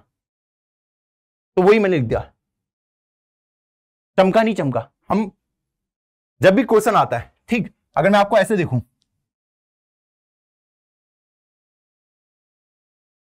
तो यहां पे भी मैं पैटर्न देख पा रहा हूं, 4 से बढ़ रहा है, 4 से बढ़ रहा है, 4 से बढ़ रहा है, तो अगले वाला नंबर आपने खुद ही प्रेडिक्ट कर लिया। कैसे करा, पैटर्न बन रहा है भैया, इसमें 4 ऐड कर दिया तो 17। तो ऐसी ऐसी ऐसी ऐसी आप यहीं तक तो भरोगे कि एक बार इसको बढ़ दिया, फिर 17 के बाद 21, 21 के बाद 25, 25 के बाद 29, और यहां पे आके मैं रुक गया। ठीक, अगर मैं यहीं पे बोलूं आपको कि 2 के बाद आपको 5 जंप लेने, कितनी बार लेने, 5 बार, 5 बार, तो आप क्या करोगे, 2 है आपके पास, 2 में 5 का जंप किया 7, एक बार में कर चुका हूं, 7 में 2 का जंप लिया कितना है 12, 2 जंप, 2 हो चुका है, 12 में 3, 17 5 22, 22 5 27। ठीक, फिर आपने बोला अब ये 6 बनेगा, तो इसके आगे मुझे प्रिंट कराने की जरूरत नहीं है, यहां तक ही मुझे कराना था। तो आपने एक पैटर्न एनालाइज किया कि ये किस तरीके से बढ़ रहा है और इसमें मुझे कितनी बार प्रिंट कराना है। तो हम एक पैटर्न जब भी हम पकड़ लेते हैं कोड का, तो हमारे लिए क्वेश्चन इजी हो जाते हैं। अब लास्ट क्वेश्चन जो हमको देखना है कि अगर मुझे कोई भी नंबर दिया है, ठीक, कि यहां तक के सारे इवन नंबर मुझे पता करके बताओ, तो मैं कैसे करूंगा। चलो स्टार्ट करते हैं। तो सबसे पहले मैं वही यूजर को पूछ लूंगा, इंटीजर नंबर मुझे बता दो तुम कौन सा नंबर है, जो भी आप जिसका भी जानना चाहते हो। तो सी इन क्या बोलूंगा, नंबर। ठीक, तो ये भी बोल सकता हूं कि सी आउट, कि पहले आप नंबर को एंटर करो। ये अच्छी हैबिट होती है, आपका कोड दूसरे को भी समझ आएगा। ठीक है, एंटर द नंबर, तो मैंने नंबर एंटर कर दिया। अब मुझे क्या करना है, वहां से लेके वहां तक जितने भी इवन नंबर है, 1 से लेके मान लो उसने 10 तक के जितने भी इवन नंबर है उनको प्रिंट करा दो। तो मुझे पता है कि फर्स्ट इवन नंबर कौन सा होता है भैया 2 होता है। तो मुझे पता है, मुझे 2 से ही मैं चेक करना स्टार्ट करता हूं। तो आई इक्वल टू 2 से, I less than equal to number I. अभी इसको आगे देखते हैं। तो सी आउट में क्या प्रिंट हो जाएगा, आई, इस टाइप से। ठीक, उसके बाद मैं एंडल लिख देता हूं, और उसके बाद आई को 2 से जंप कराना है, पहले 2 पे, फिर 4 पे, फिर 6 पे, फिर 8 पे, फिर 10 पे। तो अगर मैं इसको रन कराऊं और यहां पे डाल दूं 10, तो देखो 2 4 6 8 10 मेरा आंसर आ गया प्यार से। ओके, अब मैंने कहा यार इसको थोड़ा अच्छा लिखते हैं, मतलब थोड़ा बढ़िया भी दिखे। तो बढ़िया तो मैंने ऑलरेडी लिख ही रखा है इस टाइप से कि अगर मुझे 20 तक चाहिए तो 2 4 6 8 10 12 14 16 18 20, इस टाइप से मैंने टाइप आउटपुट आपको दे दिया।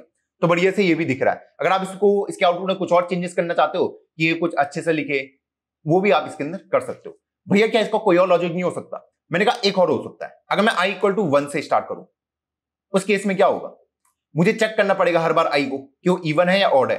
तो मैं वही करूंगा कि if i mod 2 equal to कितना हो 0, तो मैं क्या कर दूंगा, सी आउट i को। यही करना था मुझे, यही करना था। और एल्स में क्या लिख सकता हूं? एल्स में तो कुछ प्रिंट ही नहीं करना, ऑड है तो उसे प्रिंट करना ही नहीं है, तो वही मैं यहां पे कर रहा हूं। पर यहां पे मुझे i को एक एक करके बढ़ाना पड़ेगा, एक एक करके बढ़ाना पड़ेगा, तो वही मैं यहां पे कर रहा हूं। पहले okay, i equal to i plus 1। अच्छा प्रीवियस भी ऐसी था ये क्या? अच्छा उसमें कोड सही कर लेना आप, ठीक है। वो मतलब आप मैंने ऐसे करके लिख दिया था, ठीक, आंसर वही आएगा, आप इसको सही कर देना बस, ये इस टाइप से, ठीक। तो प्रीवियस वाले कोड में ये वाली गलती थी, आंसर भले ही सही आ रहा था, आप उसको हटा देना। ओके, तो i mod 2 इक्वल टू 0 आया तो i को प्रिंट कर देना, नहीं तो कुछ भी प्रिंट करने की जरूरत नहीं है। i को मुझे एक एक करके बढ़ाना पड़ेगा। पहले मैं 1 पे चेक किया कि 1 इवन है, उसने कहा नहीं है, कुछ प्रिंट नहीं किया। फिर मैंने कहा 2 इवन है, उसने कहा इवन है, प्रिंट कर दो। मैंने फिर i 3 पे गया, मैंने कहा 3 इवन है, उसने कहा नहीं है, इस टाइप से। अब मान लो मैंने यहां पे 6 डाल दिया, यहां पे डालना था सॉरी, तो 2 4 6 मेरा प्रिंट हो गया कि 2 4 6 मेरे सारे इवन नंबर है। अब यही काम आपको किसके लिए करना है? ऑड नंबर के लिए। देखो एक कोड के बहुत सारे लॉजिक हो सकते हैं, जो मैंने आपको लॉजिक बताया आप उससे भी कर सकते हो, इससे भी कर सकते हो, किसी भी लॉजिक से आप कर सकते हो, ठीक है। मुझे बस पैटर्न बनाना है। जैसे मैंने पहले वाले में पैटर्न ढूंढा कि 2 4 6 8 10 वाला, फिर मैंने बोला यार एक पैटर्न में ये भी बना सकता हूं कि 1 2 3 4 5 6 7। अब बस मुझे क्या करना है, मैं एक बार उसमें उस पैटर्न में चेक भी कर लूंगा कि वो क्या इवन है या नहीं है। तो मैंने देखा जो भी नंबर मैं 1 ले रहा हूं मैं चेक कर ले रहा हूं इवन है या नहीं है, नहीं है तो नहीं प्रिंट करूंगा। तो एल्स के अंदर मैंने ये स्टेटमेंट खाली छोड़ दी। अब आप इसकी जगह ये भी कर सकते हो कि एल्स को मत ही लिखो, एल्स को लिखने की जरूरत ही नहीं है। जब एल्स के अंदर कुछ प्रिंट ही नहीं हो रहा, कुछ भी ऑपरेशन नहीं हो रहा, उसे लिखने की भी जरूरत नहीं है, फिर भी आपका सेम आंसर आएगा। मान लो मुझे 20 तक के निकालने थे, तो देखो 2 से लेकर 20 तक सारे इवन नंबर प्रिंट हो गए। तो आई थिंक आज का वीडियो आपको अच्छे से समझ आया होगा। आपको यही क्वेश्चन ऑड नंबर के लिए सॉल्व करना है, ऑड नंबर कि ऑड नंबर को मैं कैसे प्रिंट कराऊंगा। तो यार आज की क्लास इतनी ही रखते हैं। आई थिंक आपको ये सारे कॉन्सेप्ट अच्छे से समझ आए होंगे, आपका शायद दिमाग भी इनसे खुला होगा कि यार कैसे ऐसे हो पा रहा है, और इन चीजों को आपको अच्छे से रिवाइज करना है। होमवर्क शीट आपको मैं डिस्क्रिप्शन बॉक्स में दे देता हूं, वहां जाओ डाउनलोड करो और पढ़ो अच्छे से, डरो मत किसी चीज से। अब कल हम फॉर लूप को थोड़े एडवांस लेवल पे पढ़ेंगे। लूप बहुत सारे होते हैं, अभी हमने फॉर लूप पढ़ा है, एक व्हाइल लूप होता है, उसको भी कल कवर करेंगे डिटेल में, एक डिटेल डिस्कशन में। तो मिलता हूं आपको कल, तब तक के लिए जय हिंद जय भारत।